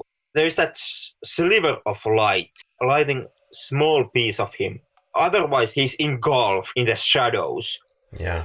There is this tiny lingering fog that you can see in that sliver of light. And it's almost like Kurtz himself would be made out of the fog. Kurtz tells of a incessant collapse, but is it in this movie or is it in the book that he said that this is something that a human needs not to experience, as it will only hurt them? But the main points are that a society can function under fear and self-control and keeping up the social system norms. And that's an interesting point. Is the society that we live in a kind of a smokescreen for what you should be? Maybe not murdering tribe leader, but to understand these facts. And what about the quote that he says, the famous quote, the horror. Is it what we are as human beings fundamentally? Savage beasts. Is that what we should then be, or should we fight against it? Should we be what we can be, or should we succumb to our animal instincts? Yeah, it kind of depends on how you interpret, or what is your reading on this last act of the film. Honestly, I don't know what my reading should be. Yeah, because there is a lot of ways to take it. Well, the easy way to take it is that he is explaining the nature of humanity, but it would take too much time in this podcast to think for the alternative. Well, one alternative that has been presented, like I mentioned previously, is that at this point, the Heart of Darkness is an actual thing. Like there is a thing that is the Heart of Darkness. Yeah. And Kurtz possesses it, which kind of would explain, for example, the fact that Kurtz seems to have the precognition on what is going to happen and that he is going to die at the hands of Willard. And also the fact that even though Kurtz does not, as far as is known, does not speak the local dialect of the tribesmen that inhabit the area, he still has somehow managed to collect them under his command to have his own militia. And in this reading, that would be, because of this heart of darkness, because Kurtz possesses it. So that gives him the power over other people who have succumbed into the evil, who have become evil men and women, but who yet are not evil enough so that they could challenge Kurtz and take the heart of darkness for themselves. And that's kind of what Willard is, because in the end, Willard is pretty much everything that Kurtz is, minus the philosophical understanding of war.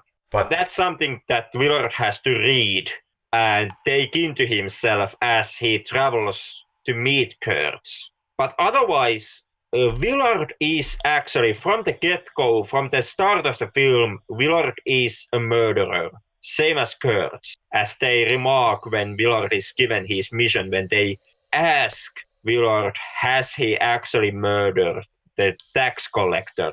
And Willard, of course, denies it, but his superiors, who makes the question, already knows that that has happened. And that is the same crime that they are blaming Kurtz. They justify the assassination of Kurtz by stating that he's gone mad, and as a proof of that is the murder of the 4 Vietnamese. Willard is a murderer sent to murder another murderer. And in that vein, they are both the same, Willard and Kurtz. I kind of took that heart of darkness means that there is complete emptiness inside you, but if you take that emptiness and then you look at what Kurtz does, is leading his tribe, and he has a method actually to his madness, in the sense that the method is to kill everybody that he doesn't like, right? Yeah. So in that sense, he's still clinging on to some logic, even though he should, at this point, have none. I don't know. I mean, in many ways, I see that Kurtz has a lot of logic in what he does. The thing is that what Kurtz does is inhuman. Oh, yeah. And is incredibly evil, but it is methodical. Yeah. It's not chaotic, and it's not without a reason. There is a philosophy behind Kurtz, and there is a reason behind what he does. The problem just is that what he does is completely horrendous. And he keeps reading he has some interest in following some code. That's why I brought out the fact that he seems kind of religious. He does. At first there is the poetry book, where is the poem The Hollow Men, which Kurtz reads to his followers, from which, actually interesting to note, if you read the actual poem The Hollow Men, you notice that in his reading Kurtz leaves out the first 2 lines of the poem, which goes like, Mr. Kurtz, he dead. A penny for the old guy. That is something that Kurtz knows that is in the poem, as he has it in front of his eyes, and he chooses to leave it out. Other books that he has, he does have, what is the Gilded Path or something like that, which is, if I've understood correctly, is Eastern mysticism, and he also has Holy Bible in his book collection. Man of faith. Well, at least man of culture. And also, going with the Bible here, something that also is kind of interesting to take note is that the code word to make the contact to the backup forces which are supposed to finally bomb Kurtz's compound is Almighty. So basically, when they finally call the bombing of Kurtz's compound after he's dead, they symbolically are calling Almighty to destroy the compound.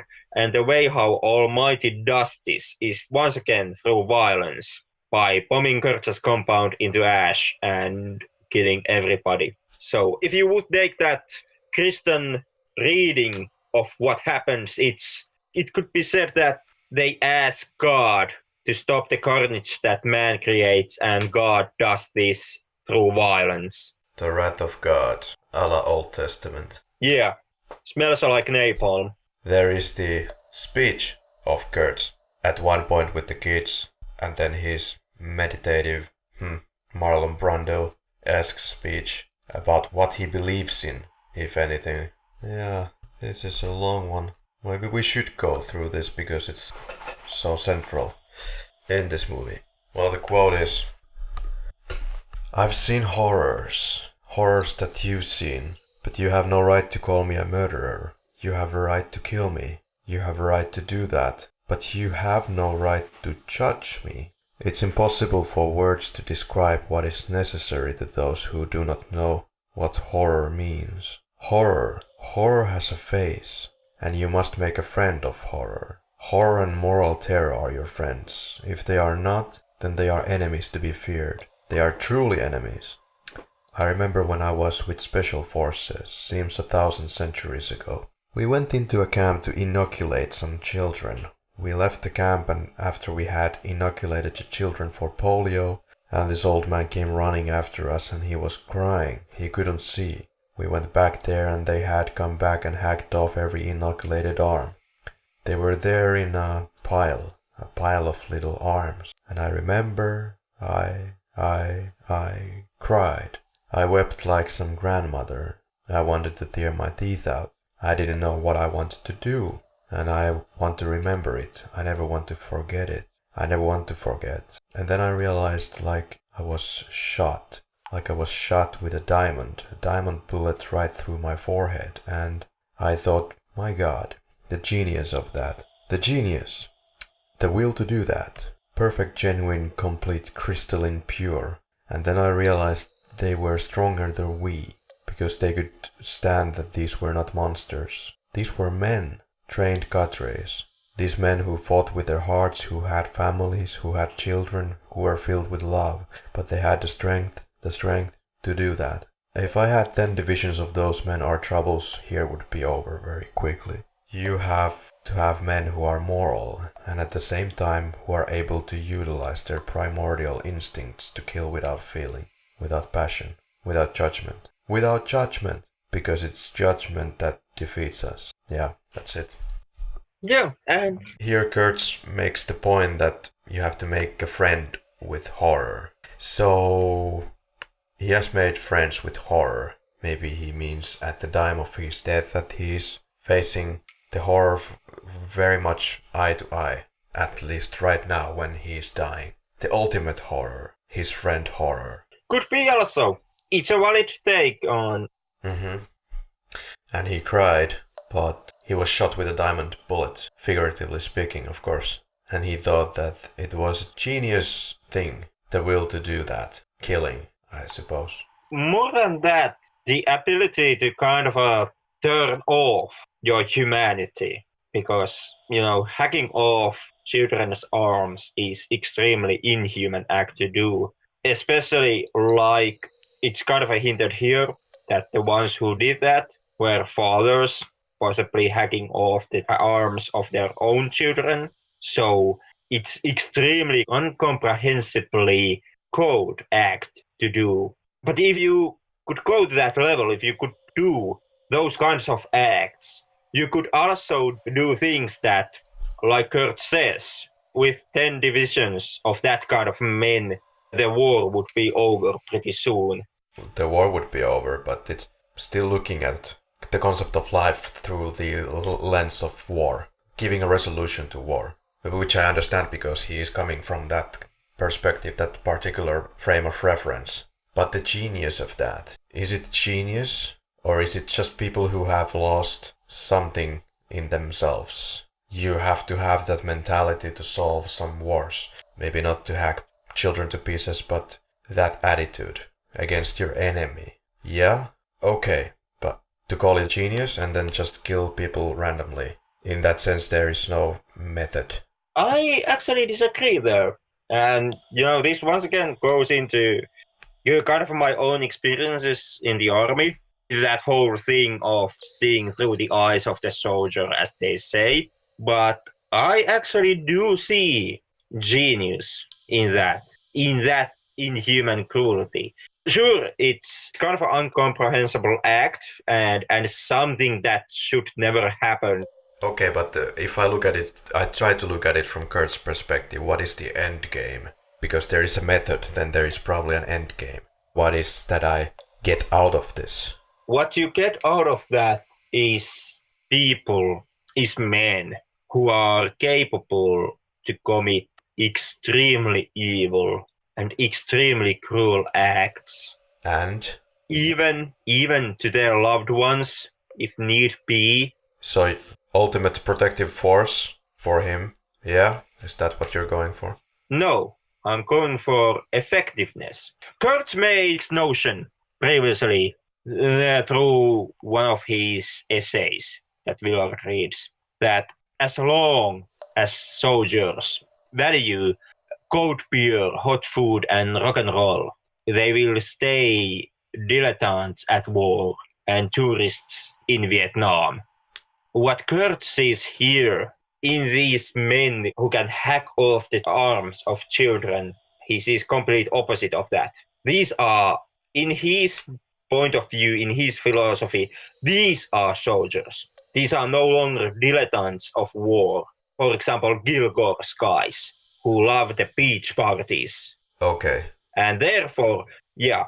I get that. That's good for them. But what is he searching with this?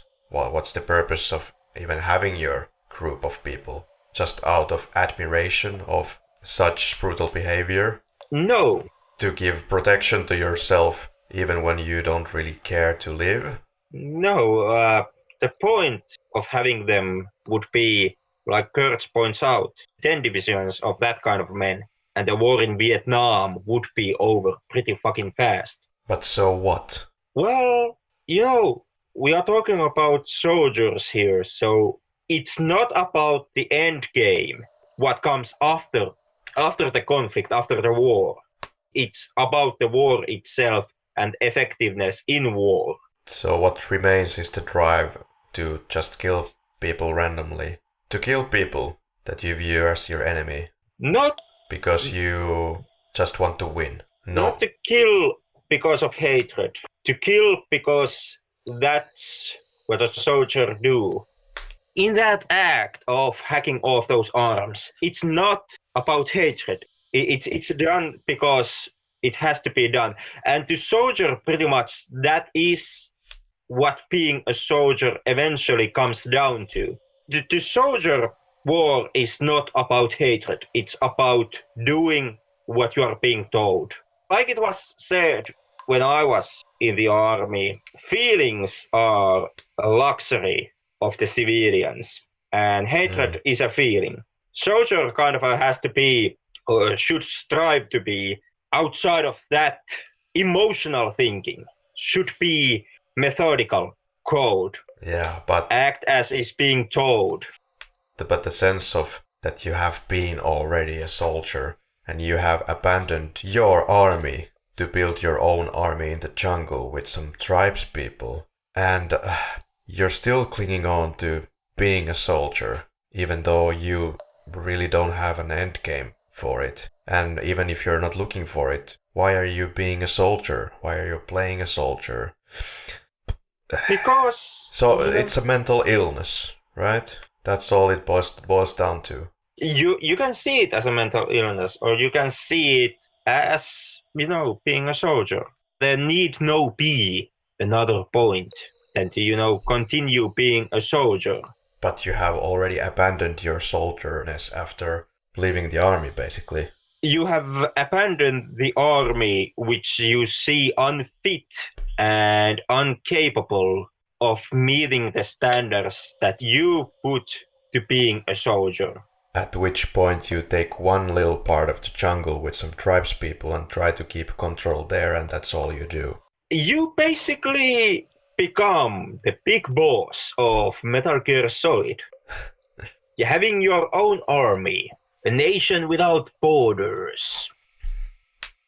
Because actually, more than big boss in Metal Gear Solid 5, Kurtz is more of an army without borders and without a nation. Yeah, there is something appealing that maybe every soldier, well, some soldiers can find in it. Getting fed up with these people and going with your own attempt, whatever it is. In my opinion, nothing. The guy sits on his ass in the jungle, well, in this movie anyway, but in the book he's traveling sometimes around. Well, okay, the reporter also says in this movie that he's not here, right? But then he's in his temple thing, he sits there on his ass, just says some philosophical and controls this tiny little area with no particular end game, but just to be the soldier. Okay, fine. I, on the other hand, can acknowledge and even relate to Kurtz's philosophy and viewpoint. To a point, I hope. I'm not sure about that, unfortunately. I've never been tested enough because we live in a time of peace and hopefully we will never see war in Finland.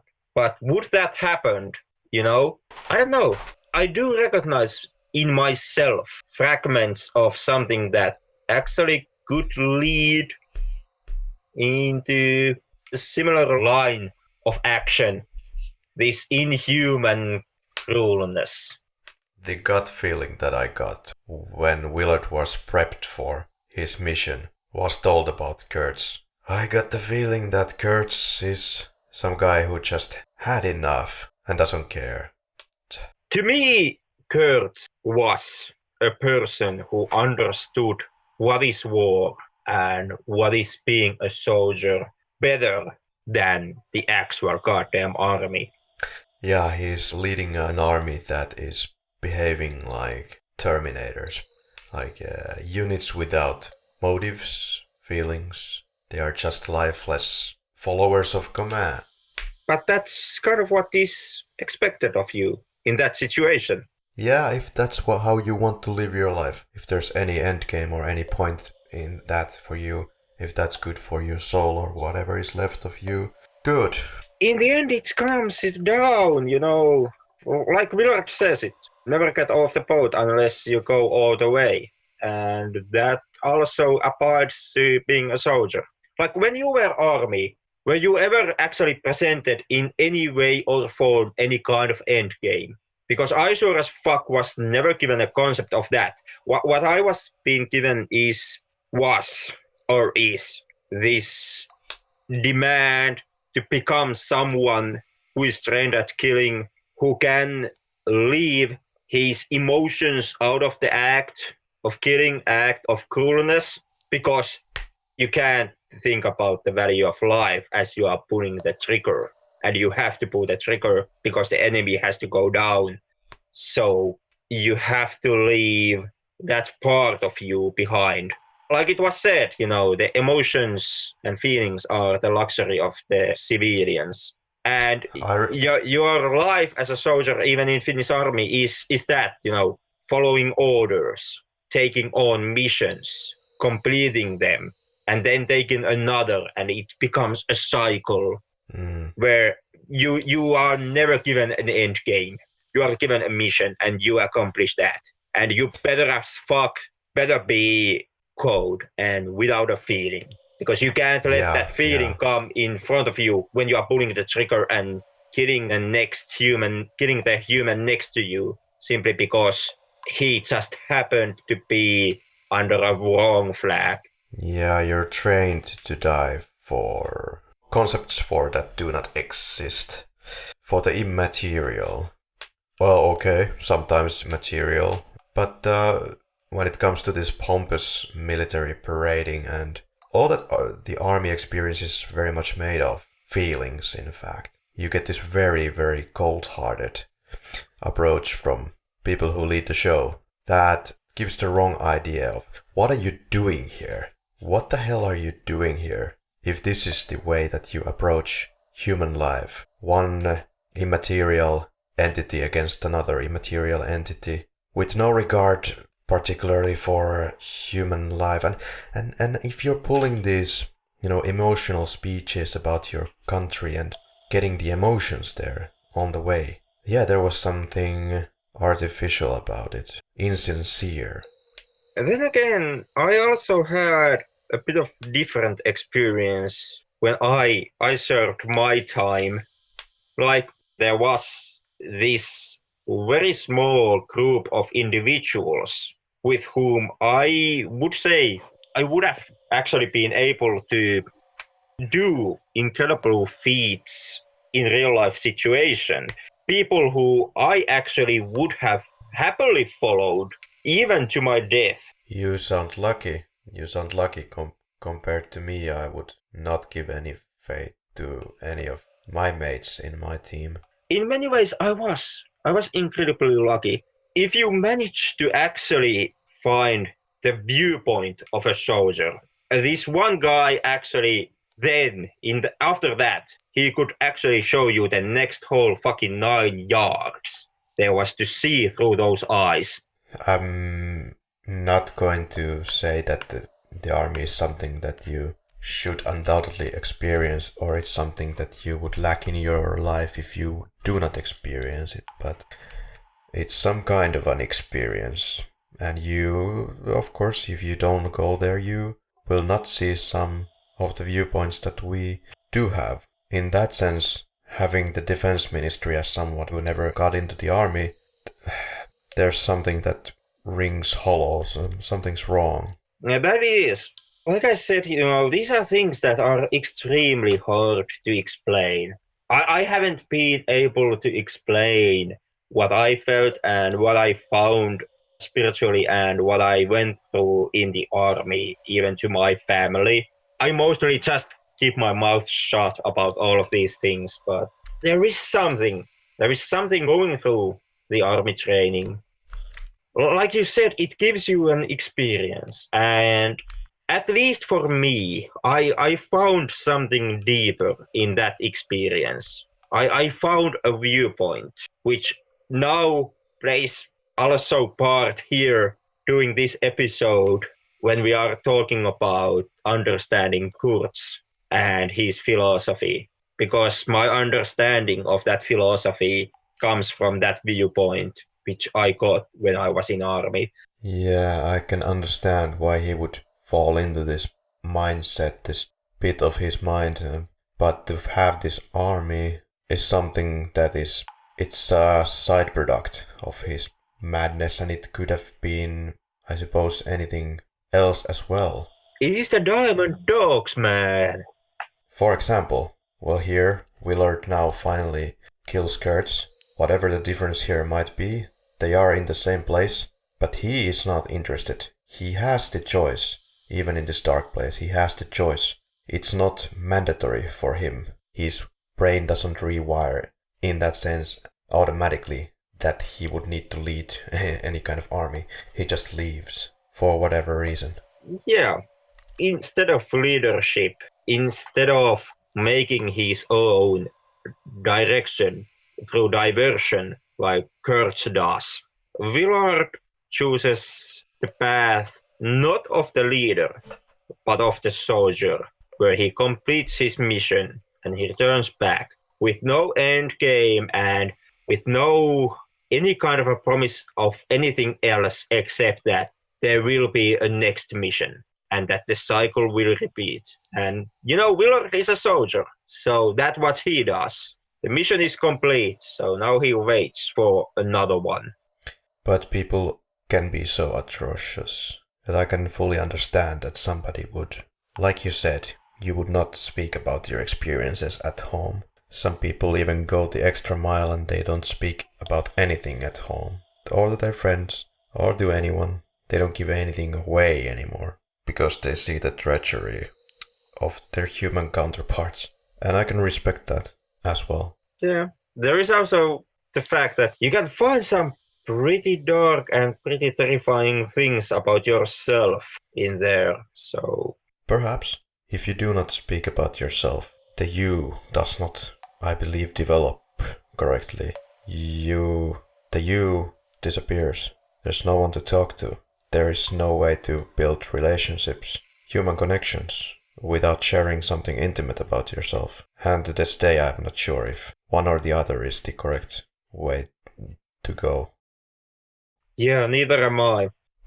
Well, Henrik, would you recommend The Apocalypse Now. I most definitely would recommend it. I can completely understand if you don't like Apocalypse Now, especially if you don't like the Redux version, which is 49 minutes longer. But I would still recommend it from the bottom of my heart. There is no movie like it. This is a one-of-a-kind feature. Simply on the virtue of that, I would say that you should most definitely see this one at least once. Yeah, I also like movies generally that are slow burn. This is, as you said, of course, a one-of-a-kind experience in my whole life. I have never seen anything like this. And to say that this movie made an impression on me, like really an impression on me, after so many years, there have not been many movies that have made any real impression on me for years. And that's why you have to see the horror movies and all the films before you turn like 13, right? You get the best effect for life. But Apocalypse Now was able to touch maybe part of those experiences that I can never repeat again after childhood. And yeah, I would recommend it, obviously. Did you notice that there is no credits of any kind in the beginning nor the end? Yeah, I did. I also did notice that the title of the movie is given only through graffiti. Yeah. Which also was kind of a bold choice to go. But then again, this movie is nothing if not bold. To give Francis Ford Coppola some leeway here, it is not a movie in the sense that the kind of dimensions that you go with this movie. It's very deep, quite thought out through the final product, and it just kind of sucks you in a different way. And I think what contributes to that fact immensely is the improvised parts, or the fact of Francis Ford Coppola telling not to act. You can see the acting definitely in the supporting characters, but not in the lead. So the final budget was $31 million. Final gross was $83 million in the box office in the USA. There's music from The Doors. The song is This Is the End. Soundtrack was kind of a psychedelic experience in and of itself. Well, any favorite quotes? Well, if I would have to pick one, I guess I would go with I love the smell of napalm in the morning. Is it actually, this saying is very popular? Is it originating from here? Do you know? It actually is, as far as I've managed to trace this saying. I always go back to my kind of favorite scene and the quote that I mentioned about the methods being unsound or not. That's my favorite quote. I don't see any method at all, sir. Are we mentally still sound after this episode, Henrik? I don't know, this has actually gone into pretty weird and even somewhat terrifying directions. Yeah, I think we touched on pretty deep levels, alright. At least, unless all the military stuff do not end up in the cutting room floor, making the final product. No one can say that we do not give something about or of ourselves here on this podcast. Yeah. We actually gave very personal statements, confessions about ourselves. Well, hopefully you found it useful. I found it eye-opening in many ways. It's always nice to learn new things about, other people. Yeah. We're supposed to have some kind of an outro at this podcast. After this episode, I'm a little bit looking for myself and how to close here. But I don't know. Maybe we should just state that this is the end and just cut the podcast off. Just stop recording.